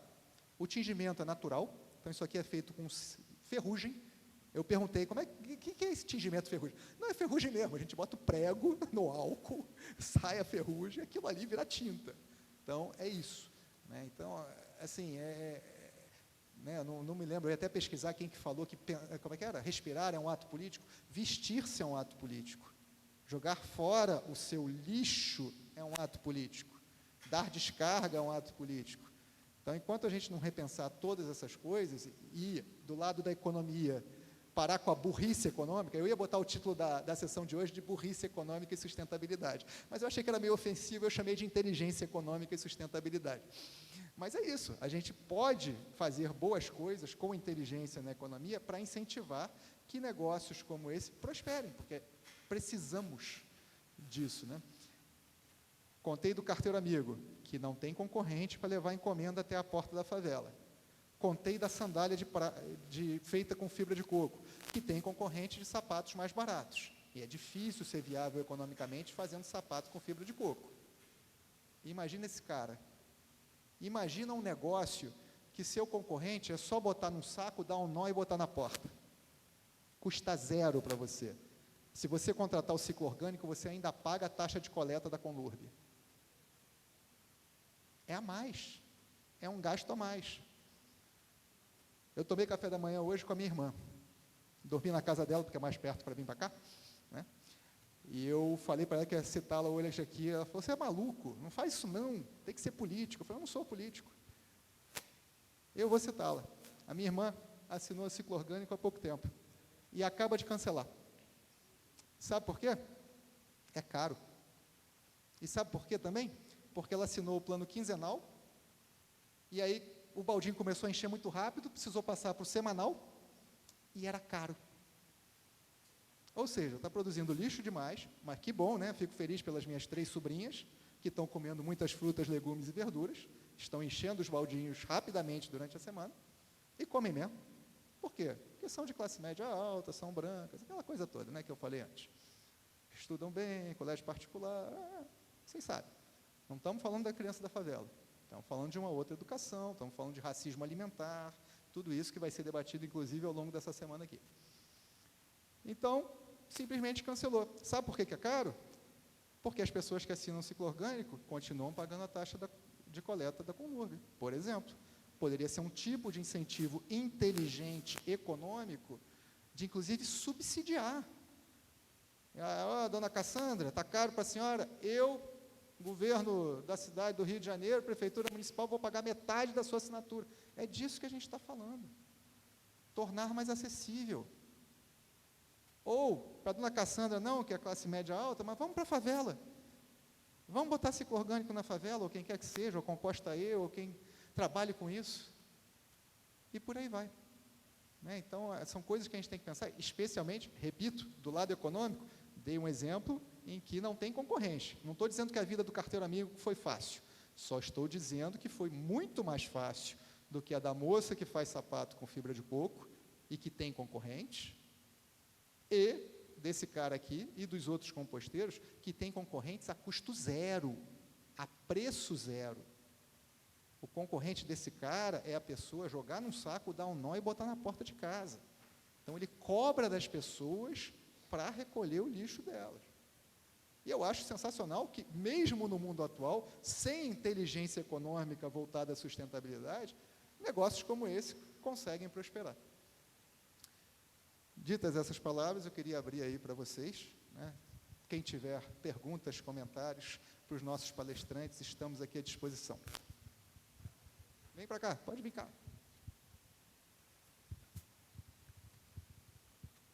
Oi, para o Lucas, parabéns. Eu sou Elizabeth Ritter, professora na Engenharia Ambiental e Sanitária.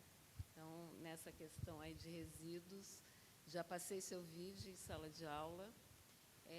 E eu, pensando na questão das 10.000 toneladas dia, né, eu queria te escutar, porque uma das questões que eu sempre falo é como viabilizar a compostagem em larga escala. E você, num dos vídeos que eu vi, você mostra o seu crescimento, né, ao longo do tempo. Começou pequenininho, mas você ainda faz a coleta com bicicletas, né? Então, como você imagina isso numa escala maior, que é em cima do mote aqui da sessão, né, da economia, quer dizer, a taxa de lixo está embutida no nosso IPTU, então, teoricamente, ninguém paga aquele IPTU e está pagando a taxa de lixo. Então, como viabilizar, porque a gente sabe que a coleta seletiva custa 4 vezes mais do que a coleta convencional. Então, para fazer em larga escala a de orgânico, teria que ter um terceiro dia para coletar o orgânico, que é como você faz. Você consegue já vislumbrar como aumentar isso, que é o que necessitamos para diminuir a questão do aterro, que já foi bem colocado. E mais uma questão só. A questão, você citou que tem carne, não interfere no seu processo. A questão de resto de carne, peixe, tá bom. Parabéns, viu?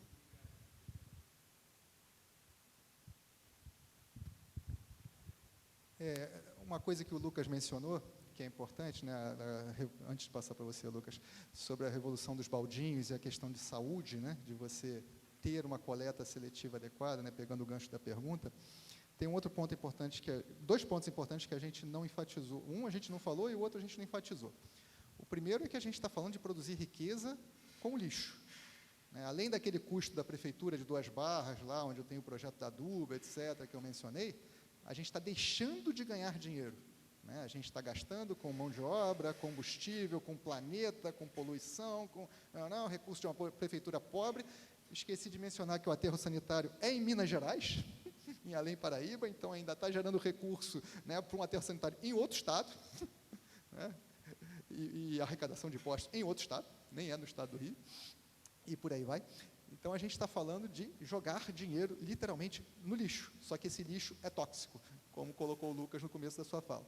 E um outro ponto importante, esse é o que a gente não enfatizou o suficiente, o que a gente não mencionou, e que é crucial, é que a partir do momento que você separa o seu orgânico para compostagem, ou que você não produz o lixo orgânico, né, como eu tenho batido cada vez mais nessa tecla, a compostagem é uma excelente solução, mas se você puder evitar de encher o seu baldinho, se você puder, né, comer melhor o seu alimento, aproveitar melhor, etc., etc., né, então tem receitas online.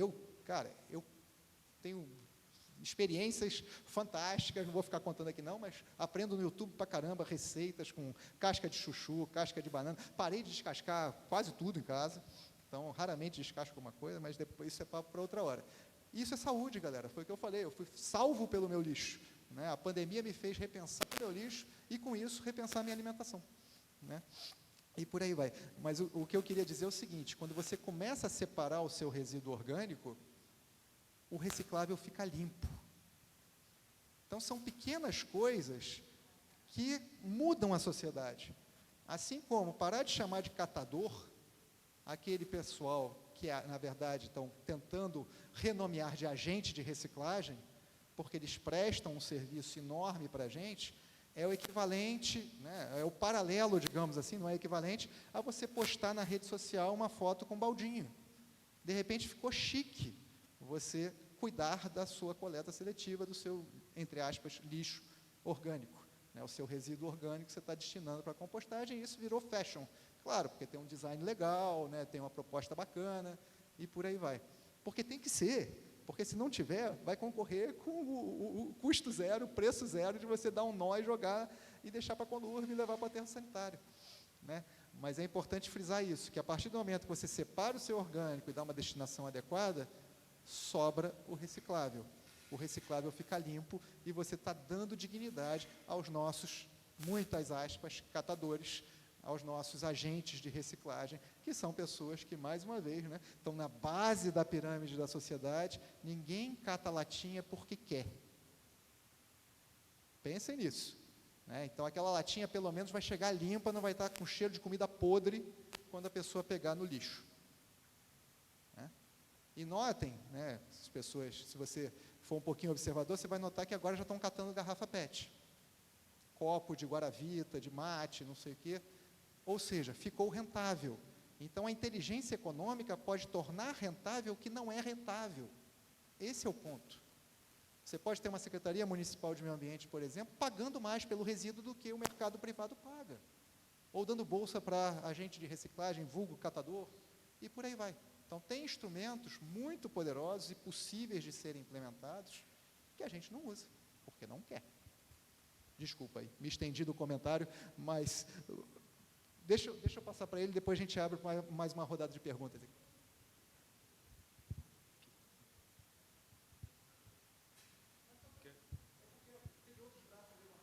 Tá. O outro está funcionando? Tirei esse microfone. Não, acho que ela queria fazer uma pergunta. Não, mas ele falou que depois, não é? Foi depois. Agora já é. Tá, não, era bem rápido. É só para dizer, quando vi a compostagem, porque eu tenho um baldinho lá em casa, né, e já há alguns anos. E foi meu filho que falou, mãe, contratei, enfim, ele namorava lá em casa, ele não mora mais, ele falou, olha, eu sigo pagando e você segue. E eu só queria fazer o depoimento que ele fez uma fala que é isso mesmo. Quando há semanas que o baldinho vai abarrotado, e quando vai bem menos, e eu falo, realmente, eu não comi quase legumes, eu não comi quase frutas, e é muito bom que é um termômetro do que a gente come ou não. Então, assim, quero te parabenizar, é bem isso, assim, quando chega, a bicicleta já é outra, já é melhor, já está com outro ritmo, né, já deu um salto, né, que já estou há alguns anos com o sistema, e foi meu filho. Eu até mandei uma mensagem para ele perguntando como é que você conheceu, mas ele não me respondeu, ele deve estar trabalhando. Então, era só para parabenizar e dizer que o que você falou, de fato, é muito interessante, parabenizar a mesa e o seu trabalho. Obrigado. Pô, muito obrigado pelo depoimento. Valeu. Respondendo a pergunta, assim, eu acho que tem vários pontos interessantes. Assim, quando a gente fala de escalar, né, a compostagem para a cidade, a parte técnica é super possível, né? Que quanto mais gente fazendo, mais a gente tem economia de escala, né? Assim, é muito difícil competir com a Conlurb. A Conlurb vai numa rua, coleta o resíduo de 5.000 pessoas, enquanto eu vou na mesma rua e coleto de 5 pessoas, né? O custo logístico meu é muito maior do que o custo logístico da Conlurb. Quando a gente olha para experiências na Europa, em países onde já estão num cenário mais próximo do lixo zero, o que eles costumam fazer é alternar, né? O mesmo caminhão de lixo, só que um dia passa para coletar orgânico, outro dia passa para coletar reciclável, outro dia passa para coletar rejeito, e aí, sem aumentar o custo logístico, vai conseguindo dar destino, né? A gente tem exemplos na Itália, por exemplo, que aí tem o dia do vidro, tem o dia do plástico, tem o dia... tem um amigo que fez mestrado na Alemanha, ele mostrou o calendário de como era na cidade dele lá. Uma vez por mês passa para coletar resíduo eletrônico, 2 vezes por mês passa para coletar o resíduo de vidro, e por aí vai. Mas tem uma quebra de paradigma importante das pessoas desacostumarem com a questão de se livrar dos resíduos, botar para o lado de fora, ter a coleta todo dia. Isso é um ponto importante. E quando a gente fala também da questão de como é que a gente transforma isso numa realidade, de ter 80% do nosso resíduo desviado de aterro sanitário, por exemplo, é fundamental. Tem que ter a participação pública ali, né? Tem que ter a questão política, né? Normalmente começam com proibições no aterro sanitário. O aterro sanitário não recebe mais poda de árvore. O aterro sanitário não recebe mais resíduos orgânicos de grande gerador. O aterro sanitário não recebe, vai realmente banindo, né? E vai criando mecanismos para que a sociedade consiga implementar a solução da compostagem, né? Vai taxando mais quem destina para aterro sanitário, vai incentivando quem faz a reciclagem, mais ou menos por esse caminho, né? Então, eu acho que tem um pouquinho de cada parte ali. Acho que tem do governo incentivando, apoiando, tem o cidadão ali falando, eu quero, é importante, e tem das empresas também falando, eu acredito nisso, eu vou fazer. Hoje em dia tem várias empresas que assinam o ciclo orgânico, restaurantes, escolas e tudo mais. E teve um caso, assim, que puder trazer, que eu acho muito emblemático, né? Teve uma escola que procurou a gente para fazer um orçamento para ter a coleta. Aí a gente fez o orçamento e a escola falou assim, não, tá caro, não vai rolar, a gente não vai fazer a compostagem. Passou alguns meses depois, o mesmo diretor me chamou de volta, falou, Lucas, volta aqui para a gente assinar o contrato para a gente começar. pelo mesmo valor. Aí eu falei, cara, o que aconteceu? Ele falou, Lucas, deixa eu te contar a história, cara. Estava em sala de aula um professor falando sobre sustentabilidade, um aluno levantou a mão e falou, professor, para onde que vai o lixo do colégio? E aí o professor falou que se coçou, não, espera aí, vou ver, deixa eu procurar saber. Chegou no diretor, olha, diretor, para onde que vai o lixo aqui do colégio? Aí o diretor, caramba, vai tudo para aterro sanitário. Ele falou, você dá um jeito que essa resposta eu não vou dar para o aluno não, né? Não faz o menor sentido no que a gente está falando. Ele falou, não, calma aí que dá tempo, vou consertar. Aí foi. Então, tem um cidadão pressionando as empresas, tem um pouquinho de cada lado para fazer essa transformação acontecer. Né? Obrigado, Lucas. Mas é exatamente essa a minha provocação, né? A gente fala tanto de educação ambiental, quer botar educação ambiental nas escolas, etc., mas o que a escola está de fato fazendo? Né? A gente está aqui discutindo, mas o que a gente está de fato fazendo? Por isso os meus exemplos aí, né, do uso do copo no coquetel que a gente teve aí ao meio-dia, né? Poxa, tem opção, cara, do de vidro, por que eu vou usar o descartável? Eu não uso nunca mais, espero não usar nunca mais. Né? Às vezes, quando eu acabo usando, falta de alternativa, às vezes não estou com o meu copinho, mas, assim, e aí as pessoas apontam o dedo, né? Ah lá, está usando descartável. Sim, eu sou humano, acontece. Mas olha quantos eu deixei de usar e você não. Sabe? Mas é isso, né? As pessoas gostam de ficar reclamando, apontando e não fazem o seu dever de casa mínimo, né? Tinha mais braços levantados aí para fazer perguntas. Tereza, por favor, faça a sua e depois passa para os rapazes ali. Na realidade, eu não vou fazer bem uma pergunta. Chega a ser uma espécie assim de um depoimento do que eu assisti hoje, que eu achei muito interessante. Eu sou oriunda da engenharia sanitária, né? E eu sou engenheira civil, fiz engenharia sanitária, o curso de especialização em engenharia sanitária. Então, na época, quer dizer, isso há mais de 40 anos atrás, a gente, no curso de engenharia sanitária, o nosso enfoque na área de resíduo era muito pequeno. Nós tínhamos uma disciplina, a Beth minha colega de departamento, ela é dessa área de resíduos sólidos, então ela deve lembrar assim. Então, a gente tinha uma disciplina de limpeza urbana, enquanto a gente sabia que, naquela época, a gente tinha pelo menos 30% somente do lixo coletado e com um destino final adequado. Então, eu queria parabenizar a Rafael, a todos vocês que estão aqui, né, pela escolha do tema, e falar que foi, assim, para mim, foi uma grata surpresa ver, na realidade, em todas as mesas que a gente participou hoje, né, o foco com a questão do resíduo sólido. Tá? Então, é mais um depoimento e parabéns mais uma vez e obrigado por vocês terem vindo, né?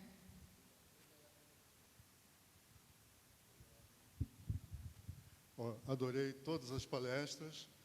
Acho que a falação do Daniel daria várias palestras, com certeza. Lucas trouxe algo que é fundamental, principalmente para a área que eu coordeno um projeto para docência de economia circular, aqui na Faculdade de Administração e Finanças. Tá? E isso que ele trouxe é fundamental. Tá? Mas antes de falar do Lucas, vou falar do Rafael, né? Que, assim, economista do bem, economista inteligente, depende muito de uma posição. Eu dou aula de ética na faculdade e eu coloco a posição do sujeito. Quando ele está no individualista, ele é egocêntrico, ele pensa nele, os outros que se danem. Quando ele está no grupo, ele é etnocêntrico, ele está ligado a um grupo, pode ser a família, pode ser a religião, o clube de futebol, algum outro clube, pode ser o país. Eu sou colombiano, o resto que se dane, etnocêntrico, tá? E ignoro. Os que não são do meu grupo são contra mim. Eu estou sempre em litígio. Bom, um nível acima é o nível do antropos, o ser humano, antropocêntrico. Mas se eu estou centrado no antropocentrismo, que se danem os animais, que se danem as florestas, a vida marinha, que se lixe. Então, eu acho que a gente deveria pensar num nível um pouquinho acima, geocêntrico, ou cosmocêntrico. Muitas pessoas são religiosas, mas não são cosmocêntricas, não são geocêntricas. Tá? Então, é uma questão ética a gente ter esse pensamento que vai além de nós como indivíduos e dos grupos que a gente pertence apenas. Tá? Lucas é um herói, porque fazer o que ele fez é um ato de heroísmo. Ser uma pessoa ética hoje, no mundo que a gente vive, custa muito mais caro do que você não ser ético. E a inteligência, pegando o gancho, né, a inteligência deveria ser usada para motivos éticos. Somos todos terráqueos, nós somos geocêntricos. Então, a gente tem que pensar, e é muito difícil a gente ver economistas do bem, entre aspas, né? Eu, quando estava na faculdade, logo depois que eu saí da faculdade, eu sou economista também, tá? Eu sou economista, engenheiro de produção e psicólogo social. E logo depois que eu saí da faculdade, alguns anos depois, um colega economista foi casar, né? Estava namorando há 8 anos, noiva há 2 anos, marcou o casamento, foi na joalheria comprar um anel, né? E ele chegou lá e a noiva gostou de um anel, da cara, mas aí a gerente da joalheria disse assim: o que a gente escreve no anel? Ele falou: vai escrever alguma coisa no anel? Vai desvalorizar. Você acha que ele casou? Não casou. Então, assim, gente, eu queria dar os parabéns aí aos 3, queria ouvir mais, tá? E estou adorando essa Semana do Meio Ambiente, parabéns a toda a organização. E, enfim, é isso. Bom, boa tarde a todos. Eu preciso agradecer essas 3 palestras, para mim foram espetaculares, foi 1h30 aqui muito bem vivida. Em relação à fala do Lucas, só dizer que eu sou adepto do baldinho, sou um grande, profundo entusiasta do trabalho do ciclo orgânico. Só acrescentar que não dá cheiro, que é um preconceito que muita gente tem, né? Agora, meu baldinho, ele dá menos cheiro do que o lixo que eu tinha 3 anos atrás, o lixo normal, né? Então, não dá bicho, não dá cheiro, não dá nada.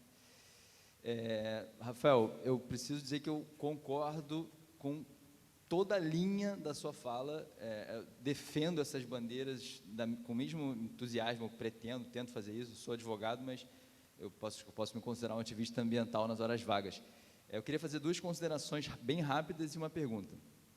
A primeira consideração é para ilustrar como a nossa sociedade dá os incentivos fiscais errados, né? Eu estava lendo semana passada que hoje, no parâmetro mundial, o incentivo fiscal que se dá para a indústria de óleo e gás supera o montante que se investe em educação no mundo. Então, isso para mim é uma insanidade. A gente está promovendo uma indústria que vai colapsar a civilização em vez de investir em educação, que é a salvação. E em relação a isso que foi falado no final agora, sobre cada um ter a consciência e cada um dar um passo na direção certa, eu vi uma frase muito interessante outro dia que a primeira medida que um indivíduo pode fazer em relação às mudanças climáticas é parar de agir como um indivíduo. Eu acho que isso casa bem com essa ideia. E a pergunta que eu estou muito curioso para saber é a sua opinião sobre o mercado de carbono, sobre o cap and trade. Eu, particularmente, acho uma ideia bem interessante, a ideia de precificar a poluição, precificar as emissões de gases de estufa, né, onerar quem está poluindo e beneficiar e premiar quem está capturando carbono, quem está promovendo as soluções, né. Eu sei que é um mecanismo que não é imune a críticas, mas envolve controvérsias, e eu, particularmente, tendo a gostar da ideia, eu queria ouvir muito a sua opinião a respeito. Muito obrigado.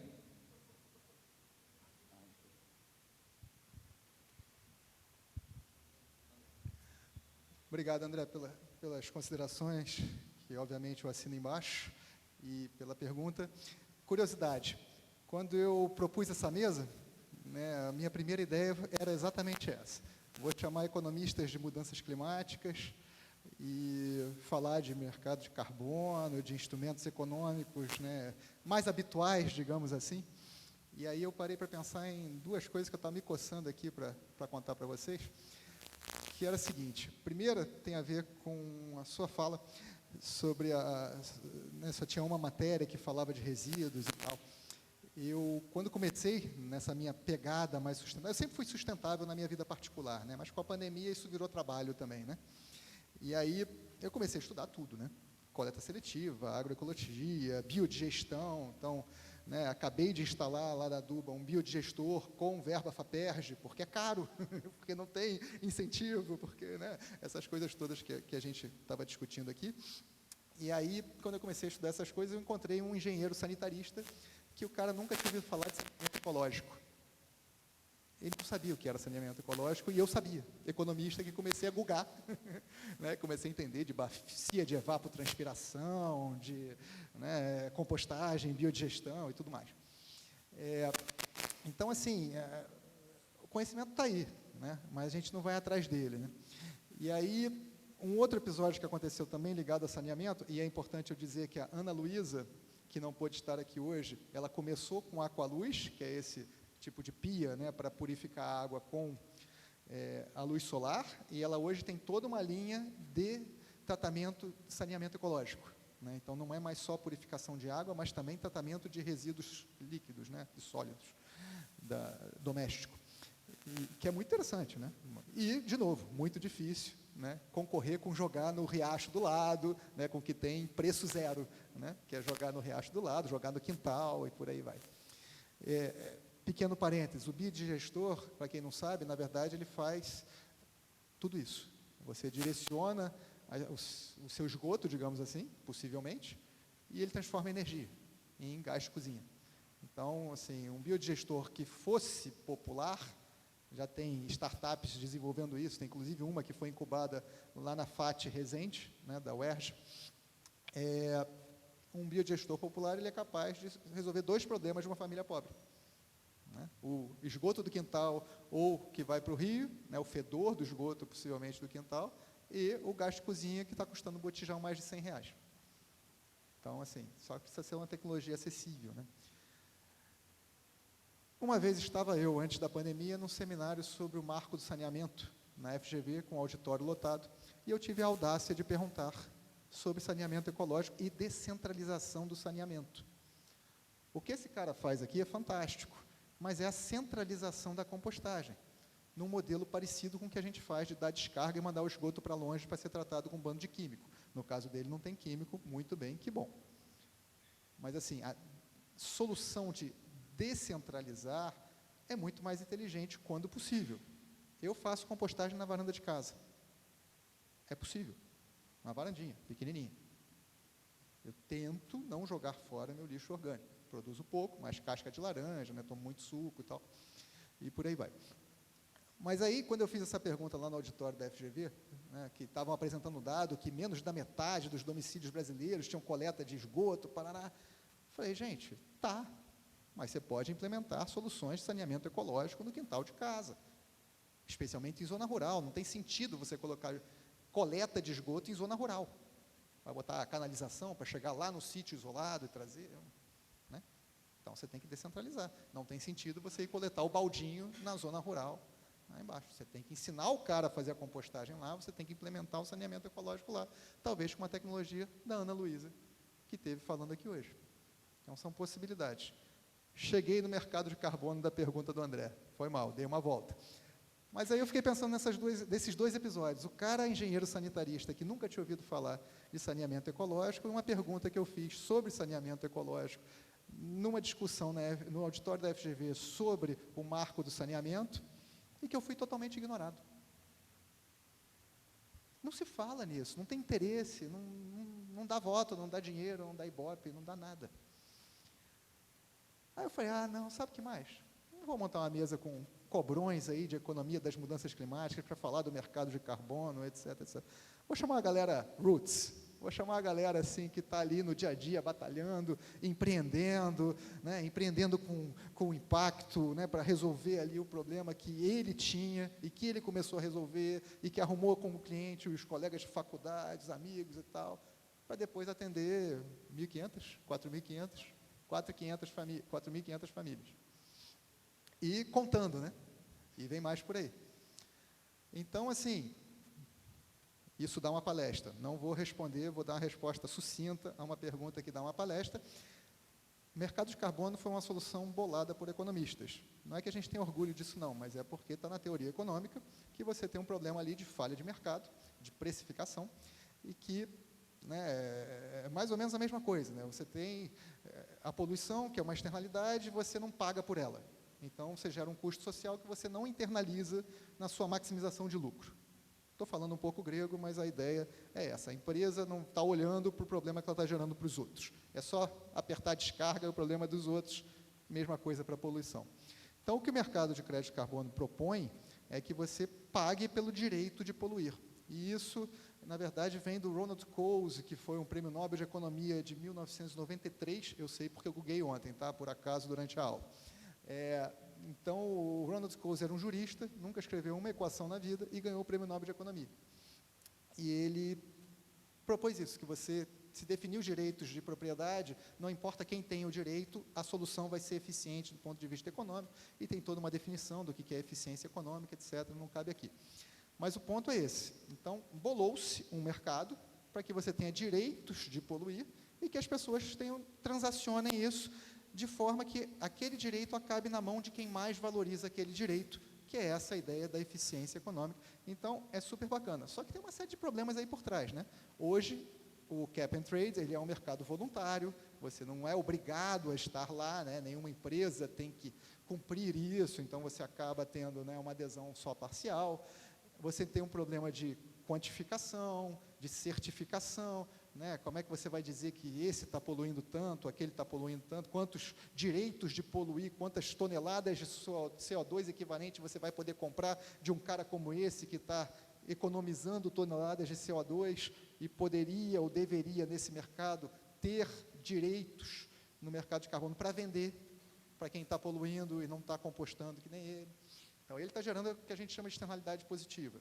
Então, ele deveria ser um credor face a quem está gerando uma externalidade negativa chamada poluição. Ele deveria comprar um direito dele num mercado livre em que, aí sim, a mão invisível do Adam Smith vai lá definir o preço nesse mercado. Então, assim, vou parar por aqui. É uma resposta simplista para uma pergunta bastante complexa e muito interessante, mas cabe totalmente aqui porque é a inteligência econômica a serviço da sustentabilidade, com todas as, né, as ressalvas que eu fiz das dificuldades de implementação. Tá bom? Paramos por aqui. Acho que a gente já deve estar batendo no nosso horário da próxima mesa. Agradecer mais uma vez muito pela organização do evento, enfatizar que isso aqui foi uma organização coletiva. Achei muito legal participar, eu pessoalmente, né, e você ter a oportunidade na UERJ de interagir com outros professores, de conhecer pessoas da PR3 e por aí vai, PR5, né, então foi muito bacana. Agradecer aos meus palestrantes. Considerações finais, Daniel? Você está aí muito quietinho, ninguém te perguntou nada, poxa, deixa eu passar aqui 1 minuto para o Daniel, e agradecer a Ana Luísa, que gentilmente mandou o vídeo, mas não pôde estar com a gente online, e o Lucas pela fantástica fala mais uma vez. E eu calo por aqui. Não, é 1 minuto ou menos, eu sei que a gente já está esperando, eu queria te agradecer, Rafael, porque eu vim para cá meio de gaiato, né? Te falei, eu não sou do tema, que eu acho que interessa a galera, mas eu acho que eu saio maior como pessoa e quero virar o 4.501, né? Se der, se já não tiver mais gente aí contratando, que acho fundamental a gente trabalhar com isso. E eu acho que você deveria estar aqui no livro, né? Como um dos casos de aprendizado. Infelizmente, a primeira já saiu, mas eu te convido até a falar. Eu tenho um podcast que se chama Os Futuros do Amanhã, e eu acho que aqui a gente tem vários insights para falar do futuro dos resíduos, o futuro do lixo, o futuro da alimentação. Então, eu queria, de fato, agradecer. E colocar, de novo, essa questão final. Quando a gente está falando muito de sustentabilidade, a gente acaba pensando, né, a gente acaba pensando no meio ambiente, e o fator humano, o fator educação, o fator inclusão, e que é a minha principal bandeira, a inclusão financeira também impacta o meio ambiente. também impacta a qualidade do nosso lixo, a qualidade da nossa alimentação. Então, eu queria que isso não fosse esquecido, né? Que a gente sempre pensasse nesse fator como um dos motores desse sistema que vocês estão trabalhando, e parabéns pelo trabalho e a pessoa que você se transformou. Tá? Não que ele fosse ruim antes, mas o cara, como é que é? Não, geocêntrico, o novo Rafael, acho que é uma evolução incrível que eu vejo desse cara. Obrigado, parabéns. Só para fechar, né, já que ele pegou esse gancho, eu conheço esse cara desde os nossos 16 anos de idade, ou seja, há 30 anos. Estamos ficando velhos. A gente nunca fez nada juntos. Quando a gente se conheceu, a gente fez uma viagem, ganhamos um concurso, a gente fez uma viagem que eu sempre me lembro, ele esqueceu, que a gente olhou assim, do avião, sei lá, para mim foi a primeira viagem de avião que eu fiz na vida, que eu me lembro, né? Talvez criança tenha feito, fiz. E não me lembrava. E aí a gente olhou, pô, a gente precisa melhorar esse mundo, né? A gente era muito idealista aos 16 anos, né? Então, acho que aqui talvez seja o pontapé inicial de fazer muita coisa. Você já virar o 4.501 já é muita coisa, já saiu daqui feliz hoje. Galera, obrigado. Obrigado. Parabéns a vocês que estão aqui, que estão interessados nessa temática. E, parafraseando algumas pessoas da equipe da Aduba, tomara que o bichinho da Aduba tenha fisgado vocês, ou do ciclo orgânico, ou da sustentabilidade, ou da inclusão financeira, qualquer coisa que vá na direção que a gente precisa. Valeu, obrigado. Professor Rafael, que mesa maravilhosa, gente. Lucas, você ganhou mais uma fã. Eu não poderia imaginar, estou me sentindo assim, horrível, que eu não poderia imaginar que a gente já tinha delivery de minhocas. Gente, muito obrigada pela brilhante participação de vocês, Daniel também, pela brilhante contribuição. Obrigada por tudo. Eu queria entregar aqui para vocês um certificado de participação. Lucas, parabéns. Muito obrigada a você. Rafael e Daniel, muito obrigada, gente. Poxa, foi ótimo. Muito obrigada mesmo. Uma salva de palmas para essa mesa maravilhosa. Obrigada, rapazes.